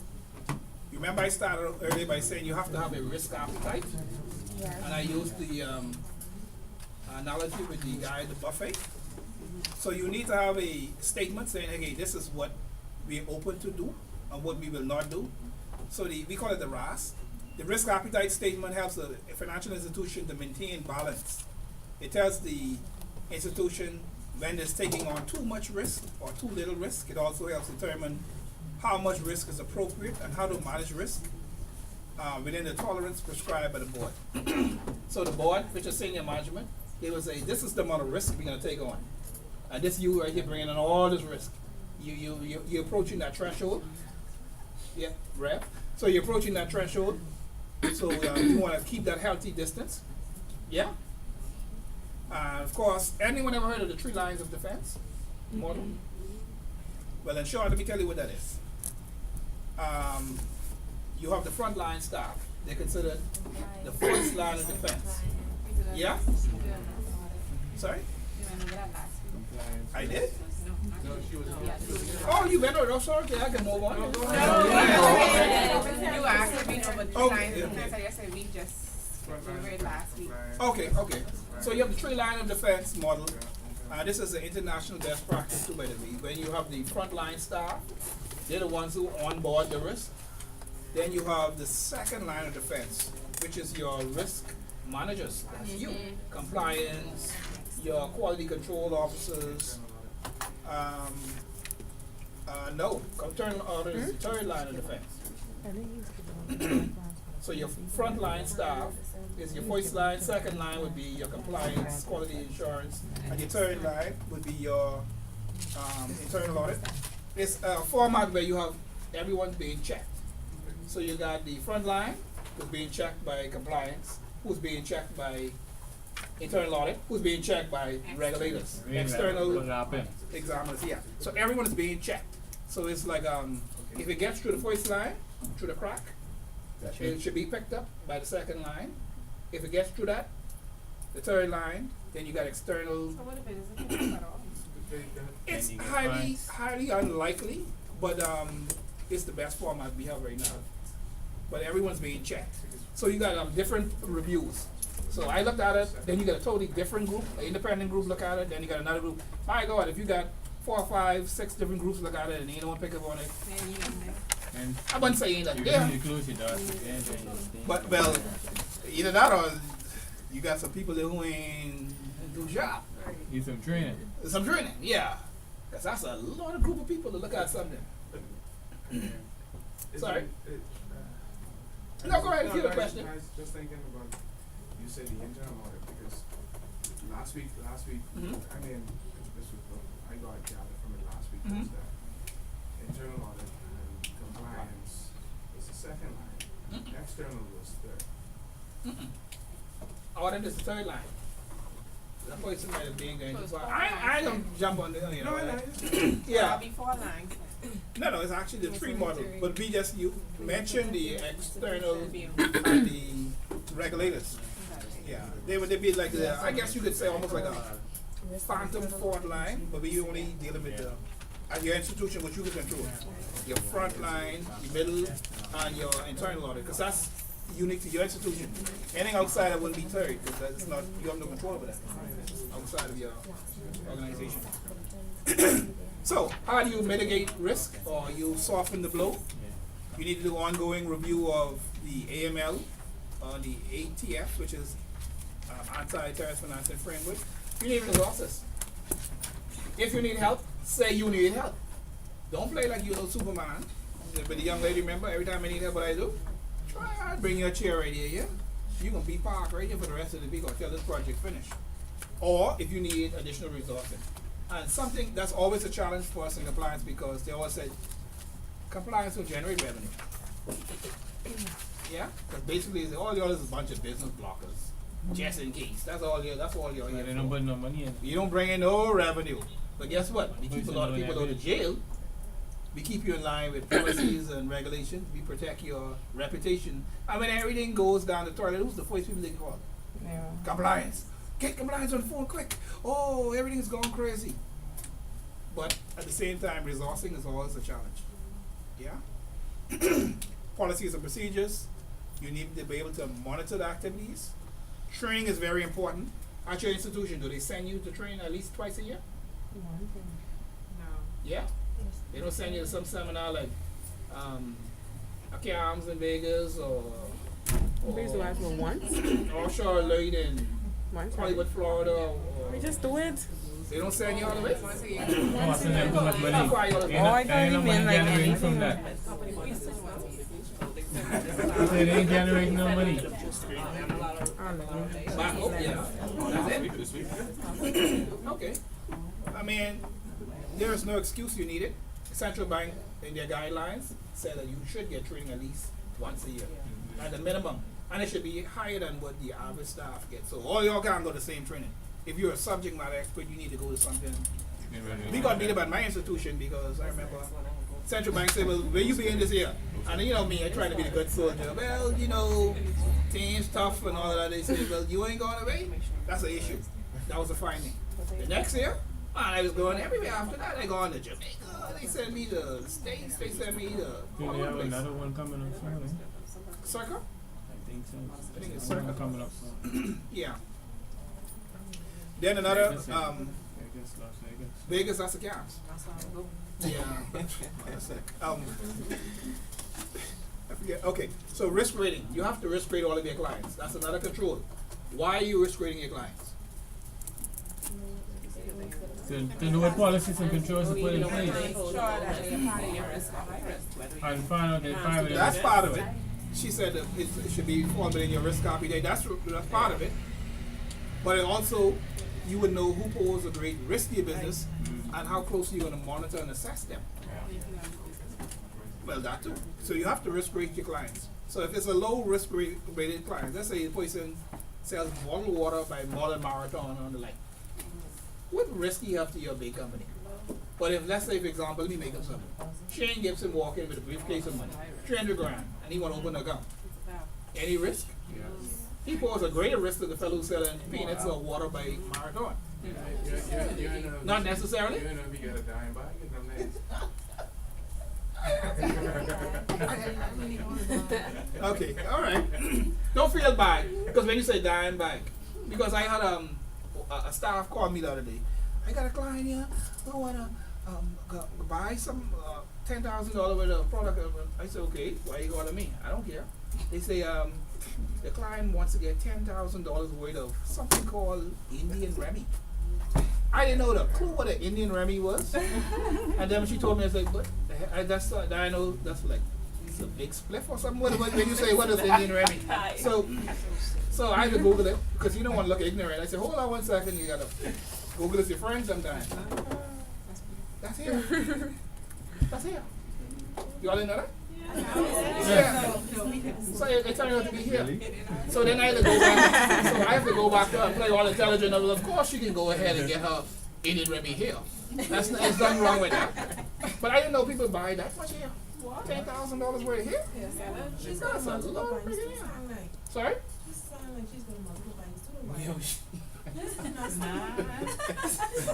$10,000 worth? Yeah. She can think she can get all that sale now? What? Talk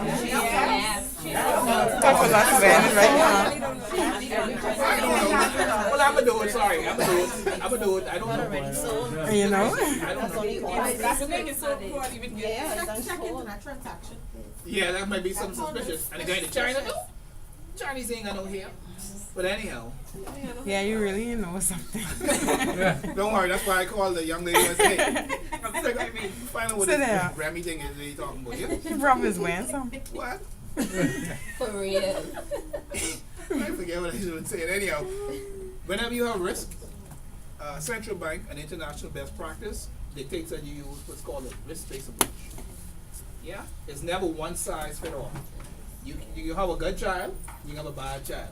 You can give all love, but then you gotta deal with each one different. So it's a risk-based approach. You can't use the same approach like how I would use with the deacon and Rev. I know he got some ways and he got some ways, so I have to tweak my approach. It should be a risk-based approach. I know I could get him to clean the yard by promising him he can play his video game. I know with him, I gotta give him $5. Yeah? So how you approach the client. So when we talk about the risk-based approach, this is used by a company, depends on the firm's risk appetite. Yeah? The way of the tolerance level. A risk-based approach is one in which controls applied to each areas are proportionate with the degree of risk that they present. Yeah? So whenever you have risk, you should have controls that are equal to or greater than to cover that off. Yeah? To make sure we're covered. To assess money laundering, terrorist financing risk, the company has to perform an assessment. We spoke about that a little earlier. To assess whether we want to go proceed on doing an evaluation. To conduct a risk assessment, the company must establish a methodology as to how we're going to approach. It should be a step-by-step process, and it should be clear for staff to follow. You ever heard about stuff, someone will call you up and say, hey, I want to do X, Y, and Z. And if someone on the next line say, you read the manual? Dude, if I read, why do you think I'm calling you? I have people calling me in the branch right now. I'm sitting down there minding my own business. As a tailor, I'm running something by you. What happened? What's your thoughts on section 11.5-8? Really? Comparing that with section 2.5b. And I was like, really? You think I walk around with that stuff in my head? I gotta go and look through all the stuff just like you. I don't know, some people talking acronyms, so stuff gotta be clear when you approach, so they don't really need to come to you. Unless it's a real gray area. And I hate when people quoting all those legislation and policy to me like I ain't like, whoop.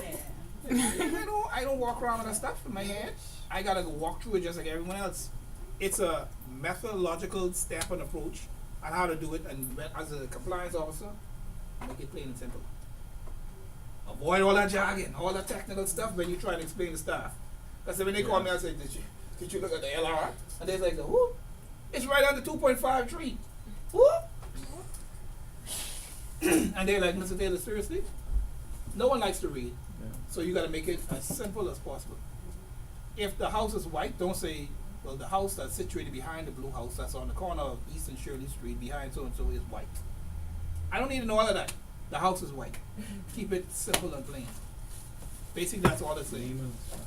Keep it as simple as possible. No jargon, no technical language. Simple as possible. I just assume that people are higher than me knew. Because when I run the stuff by the board, they looking at me like, and I was like, the computer, the computer, they like, damn, they don't know what you're talking about. You got to keep it simple. Don't assume that people know or they have the same experience level as you. Because you have people above you who may not be as technical as you or have never read the policy. I don't assume. You see with me, I got to call her. I say, hey, come here, sweet girl. You read that yet? She said, yeah, that's your homework for the night. When you go home tonight, no, don't worry about your family. When you go home tonight, read this section, come back tomorrow, and give me the bullet points on that, okay? You break that down because I got a meeting at 10. She said, all right, Mr. Taylor. I said, all right, I can remember you at the end of the year. So, what, am I wrong? No. Oh, okay. Yeah, she got a job to do. Sorry? As long as you remember at the end of the day. So, Wow. so what did I say? No, you said anything? But anyhow, so applying the risk-based approach, you need to ensure that you do your annual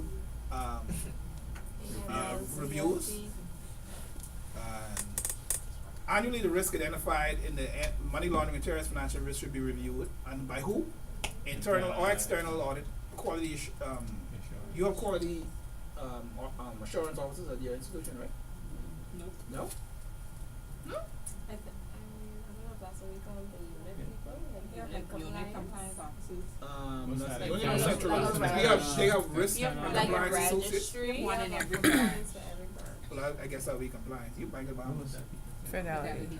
Fidelity. Oh, Tangela. Yeah. Yeah. Spencer's calling me all the time. See, I tell you these calls, but I'm not. Spencer call me, hey, look here. I got one scenario. Dang, Spencer, you so needy, man. What you got? And she would run something by me, and I would give her my take on it, and she's okay. Now let's do a conference call with Scotia, and let's get so and so's opinion, and let me just work it like that, and you can work it out. Don't try and pretend like you know it all. I just call Spencer sometimes, but not too much.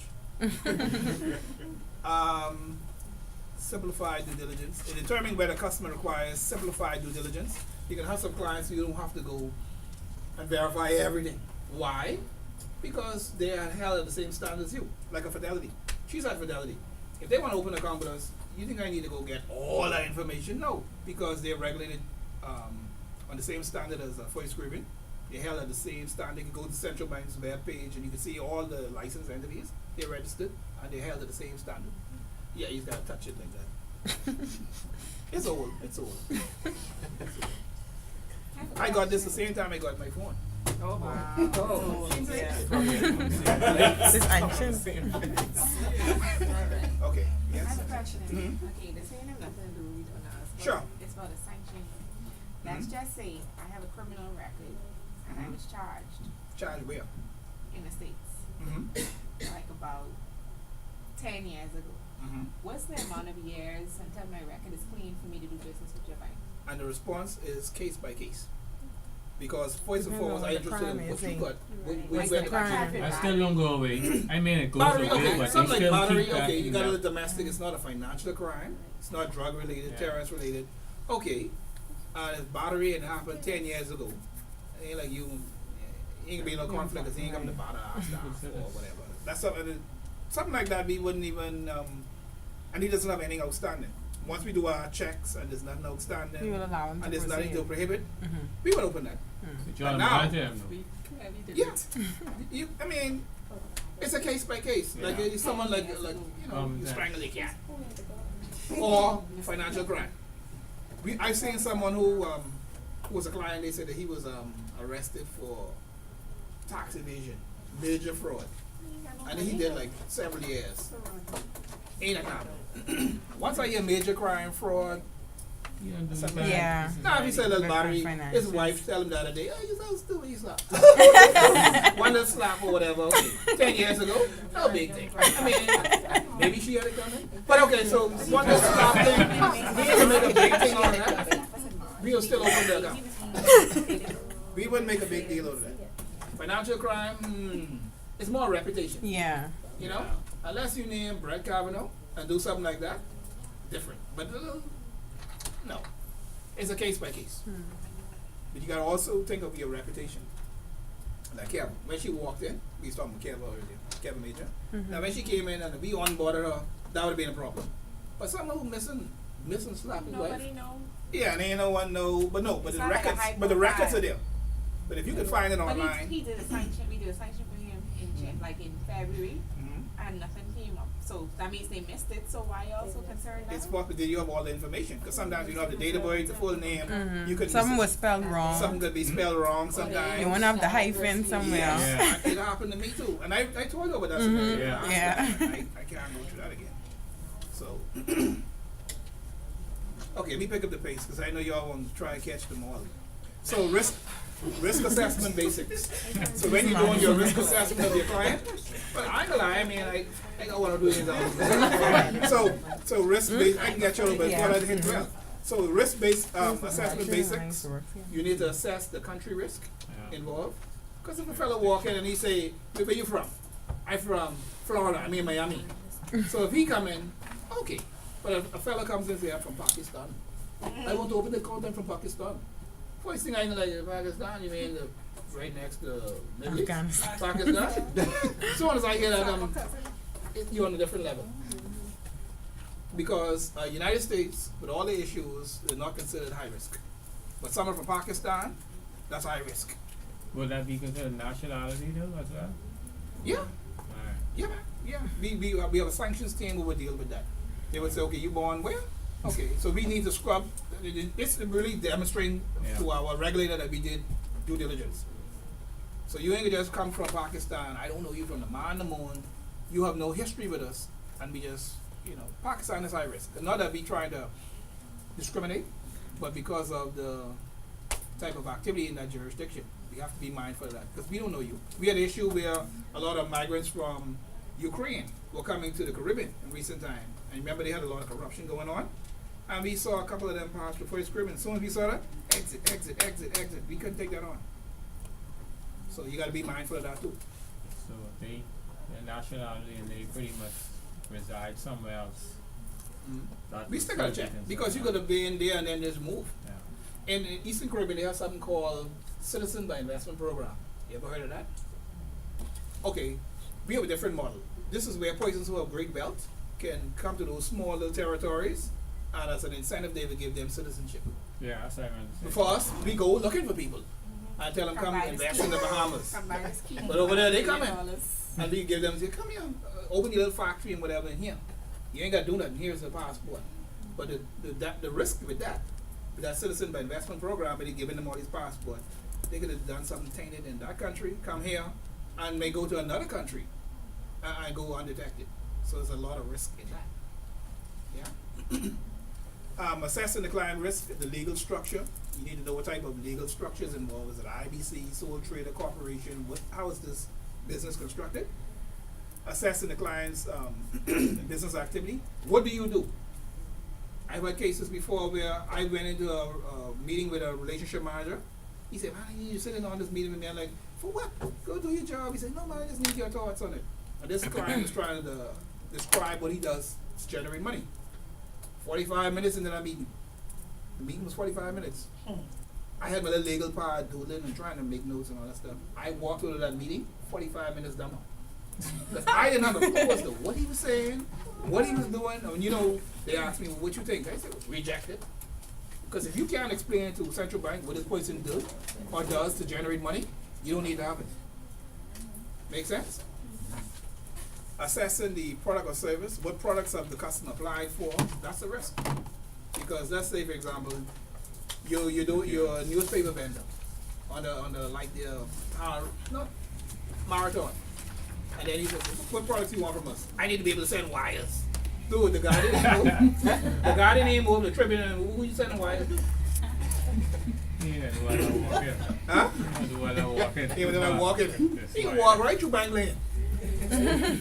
How was the client onboarded? Was it a client who came into your institution over the counter Right. face to face? Yeah. Or did you go through an intermediary? Someone who was doing all the paperwork and everything? That's a risk. You never saw that client. Yeah. How will the client benefit from your products and services? You could be someone in the States or whatever. He may just be doing just online banking. You never saw this person. He's just doing everything online behind a PC. Yeah? So all of this should be factored into your risk assessment. And this is not an exhaustive list, by the way. You need to have in place internal policies and procedures. I spoke about that earlier. KYC basic. You need to know who this person is. You need to have controls in place. Controls encompasses procedures, business practices, acts or devices that acts to mitigate risk. And you can have internal guidelines, circulars, notices, whatever you want to call it. But you have to have it accessible to all staff. So staff can't say, well, I didn't know. You can't, no. It can't be no secret. The policy should be accessible to all relevant staff. Meaning the janitor don't need to have it. The receptionist may not. But the relevant staff have to have access to it. Yeah? Because you could get written up by central bank for that too. You can't have a relationship manager who don't know what AML or access to the policy or was trained by you. A source of funds and identification, very important. You need to know where the money coming from and who the person is. You need to have that MLRO and CO, compliance officer appointment. You need to do your due diligence, which includes doing online searches, especially if it's a foreign individual. You all have access to search engine, internet search engines. Factiva, Compliance 360, LexisNexis, WorldCheck, Google. You have all of those stuff. Yeah? You know what I'm saying? Yeah. Of course, they come with a subscription. Yeah, Some are more accurate than some, though, right? some of them, yeah, some are more accurate than others. You did your risk assessment. I spoke about it earlier. Account monitoring. At your institution, do you have an automated system? Yeah? Because we getting ready to upgrade ours again. That's another $1 million. They done promised central bank and yeah, I know it's not gonna happen. Internal control responsibilities, such as your internal policy manual. And these manuals, if the persons don't read it at least once a year, have them sign off. Because what we do at first scribbing, we send an electronic one, and you sign off electronically. That's for records. So central bank come in because they will.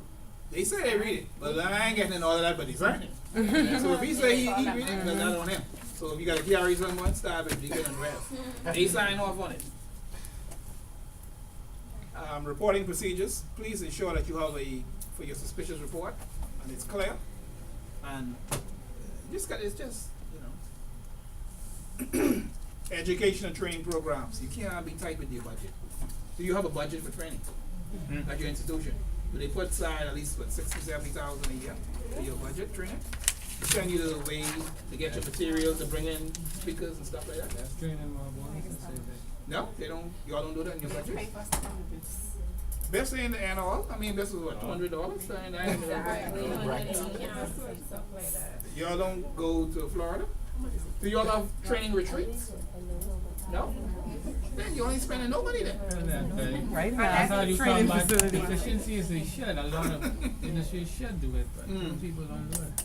But we have one for our compliance team. We normally meet either in Barbados, Trinidad, or Jamaica.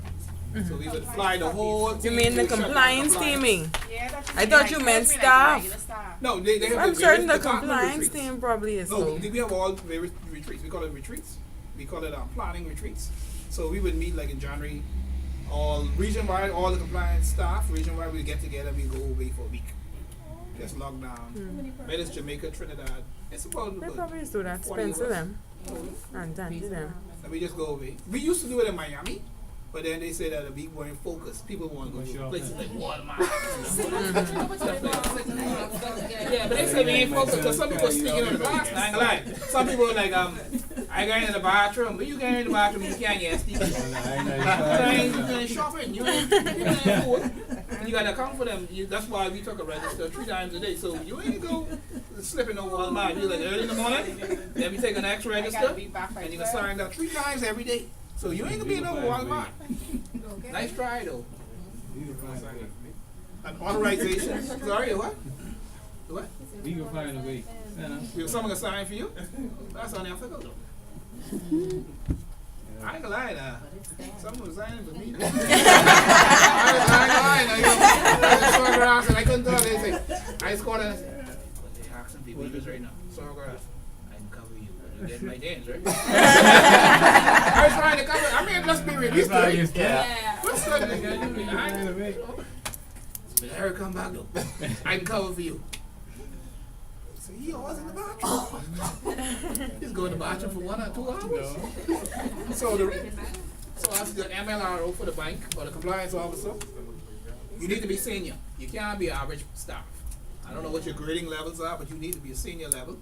The reason being because you have to be someone at a senior level where you can be with someone of beyond reproach.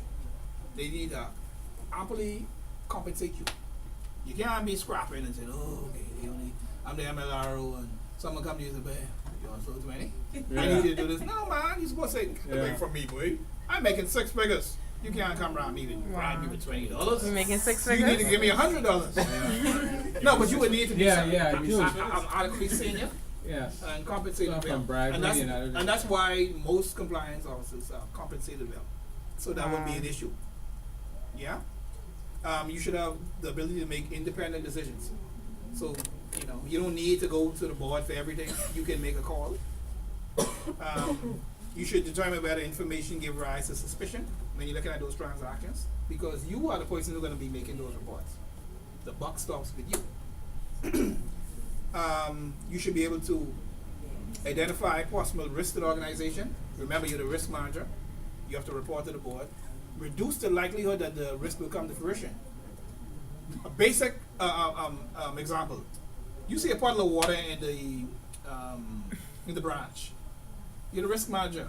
Get the little cone, the little yellow thing. Throw a towel there. Okay, don't walk here. That's what you're basically doing there. In its basic sense. You don't want it to come to fruition that someone fall down And I saw someone fall down the bank before, and then they like, and I said, so let me help you. No, I alright, no. And they won't get up. I said, oh, this one way I'm gonna get up.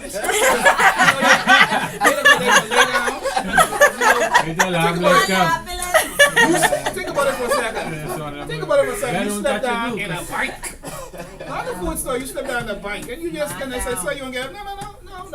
No. Let the ambulance come. Let's see where this goes. Like, okay, call legal quick. 'Cause this one, he ain't getting up. So you know, so what we did, just between us again. Now we do this again. We'll go on my name. So we try to sweeten it up. So you know, we apologize. It happened. There's a little leak from the AC, little moisture in the ground, and everything. So you get 2 round trip tickets. You know, you can go to Orlando. Okay. 2 round trip ticket, yeah, man, hotel included. We just need you to sign this little release form right here. Just sign right here that you know you ain't coming back, and that's it. I know you don't really need that break to go to Orlando, but Spending money. signing right here. What you want? What you trying to do? Spending money too? Yeah, So man. we- You get lost, you go pay more for that. It's because we know we have to protect ourselves. Comprehensive. So once he got those tickets in his hand and he got his hotel voucher, he's like, okay. I mean, I really like and everything. Yeah, just sign right here. Okay. And he go on this way, you know. But it happens. That's why, you know. I mean, for me, I'll play. Play dad? You think if I slip down in Walmart, I get nothing. No. I lay there and tell me Live change. there. I lay there all day. The obligation of the MLRO compliance officer is to protect the institution, prevent risk as best as you can, customer due diligence, ensure that it's of good quality, making reports to your board, your supervisor, or the regulator, and reporting. You cannot fail to report. You have to. The onus is on you to be the focal point. What we need as MLROs, you need more resources. I spoke about that earlier. And I personally don't think you paid enough. Because it's a lot of stress at times. They're doing It's all not comprehensive Yeah. compliance. Yeah. all that. Because I mean, I had, at another institution, they called me and they were doing a compensation review. At another institution, she said, man, Randy be doing a review on me one, you know, what's your salary like? I said, girl, look, I'll be gain information like that. What you get off at me, that type. So she was saying, you know, because we trying to, you know, I Increase. say, yeah, well, Well, it's this. what's your standard salary like? And she told me, I said, I am closely underpaid. When she told me, I was like, Yeah, what? that's right. She said, this is what her assistant getting. I said, stop playing. Because if I go there, she might tell me pull my chair over by her. I ain't want a problem with that, but they were paying good at this institution, which will remain nameless, but it's somewhere on East Hill Street. And she was telling me all this stuff, man. I was like, wow. When you still in the CIBC? You still getting your staff rates. And I still got 1 or 2 things I need to finish. I give them Okay. another 2 years. Join that Pension. Join Yeah, that. 2 years short from You gotta get that nested now. You know, fool. You need to ensure that we have more industry updates. For consultation, we need to be updated with what's going on. Train the trainers courses. You guys need to go on training. You notice I stressed that many times over. You cannot train a whole bank if your knowledge level is here. You will need to train people on what you know. How much you know? On how much you know. So you have to constantly get training, and it should be above everyone else, the board, the MD, everyone else. This last point came up. I can pick up the pace now because I get all my time. Personal liability insurance coverage. Lawyers have it, doctors have it, accountants have it. Why doesn't MLROs have it? Personal liability. If you do something wrong, well, you have money to bail you just in case, to cover you. Just in case. No, you That say risk you go to jail insurance? if something go wrong. So you Exactly. pay for that. So this is something that's being lobbied for by the Bahamas Association of Compliance Officers. They want MLROs to have Cover. personal liability insurance coverage. But of course, they said that while your boss was there, Carl Bell was there, and he's like, "Oh, it's not interesting. You know, something we could take away and come back and think about it." You ain't not ready, you could bail yourself out. Yeah, they saying all this stuff, but you need to have that because the reason why they pay you a lot too is because if something go wrong, they say, well, It's "You want you. to save up something while you was here, but you need to have that coverage, liability." Yeah. A quick case: Bernie Madoff. Anyone heard of him? Yes. Um, Bernie was well versed and active in the financial industry. He lured investors in. He had the biggest Ponzi scheme in the history of Ponzi Yeah. schemes. He was good. Yeah. He was good. Things began to deteriorate after clients requested a total of $7 billion back for this Ponzi scheme that he had going on. But then he cried out, he only had 300 million. He burned all those people's Yeah. money. He bought all his mansions, the nice cars, the furs, and all that good stuff. And he was using all the people's money for that. You had poison who actually Only committed good suicide. friends, close friends, and Close friends, yeah.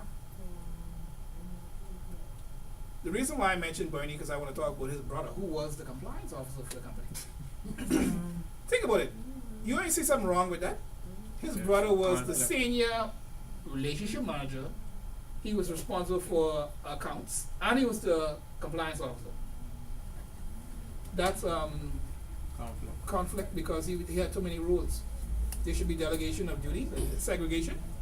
So Peter was the brother, to the far left. He was the managing director and chief compliance officer. He sometimes signed many weeks of compliance reports in one sitting. You only see a red flag there? How you get weeks Here, in doing advance them. you signing reports? Here, reviewing And he them. ain't reviewing that, he just signing them. If you saw the movie Madoff, Yeah, they that was making interesting money. because what they did, they went in the little room, they would take the files and take the jackets and make it look good. They take the coffee machine and put it on there and just throw it up against the wall and they make it look old and all that stuff. His salary, you know what his salary was a month? $1 million. Freeze. You could pay some bills with that. You could pay some bills with that. Oh my gosh. But remember now, it was a Ponzi scheme. And he was the chief compliance officer, so $1 million. As a part of the plea deal, he agreed, this is the brother now, he agreed to forfeit $142 billion. Apparently that he will never pay because all that money all over there, floating all over the place. He only got 10 years in prison. Bernie got life, I guess. So all them billions and billions what they stole from people, and he went to jail on the 20th of December 2012. So in 10 years he should be in 2022. So you trying to tell me I spend people billions of dollars, I ain't gonna do 10 years? Do you think I stash some of that money? So when I come out, Probably living like a king in there Some of that anyway. money. maybe. And CIBC. Girl, watch out. Watch out. You talking about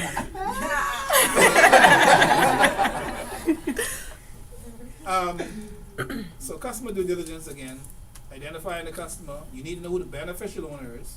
This is in your handout I'm going to give you, by the way.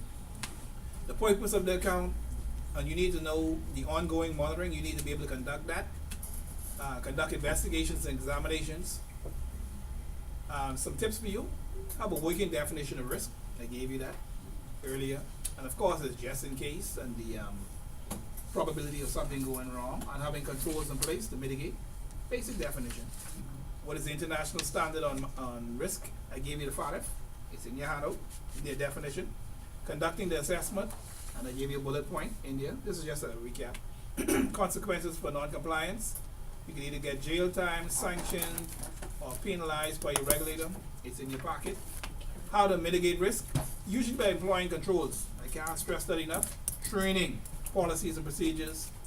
I did give you the case study. The end. Everyone signed the register. Let me make sure I got enough handouts to give everyone. You just keep passing in the box until someone say you're out. And that would let me know that we need to get. So I hope you all in mind, the presentation I did it, Yeah. the PowerPoint I did it, so you'll have. Oh, you got one? Yeah. Just keep passing. And that's just the way I do it. I'm sure all the lecturers do it for you. Give you handouts as well. They didn't give you a handout? Your last class? Turn some for man. Oh, they cross it into the next side, eh? Everybody has? Everyone has? On that side. One more.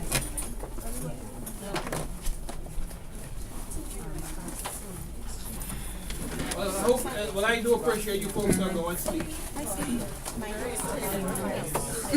I'm not here to entertain.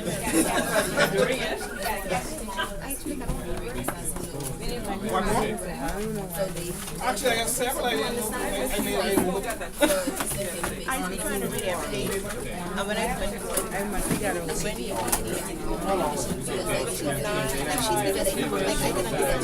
I gotta read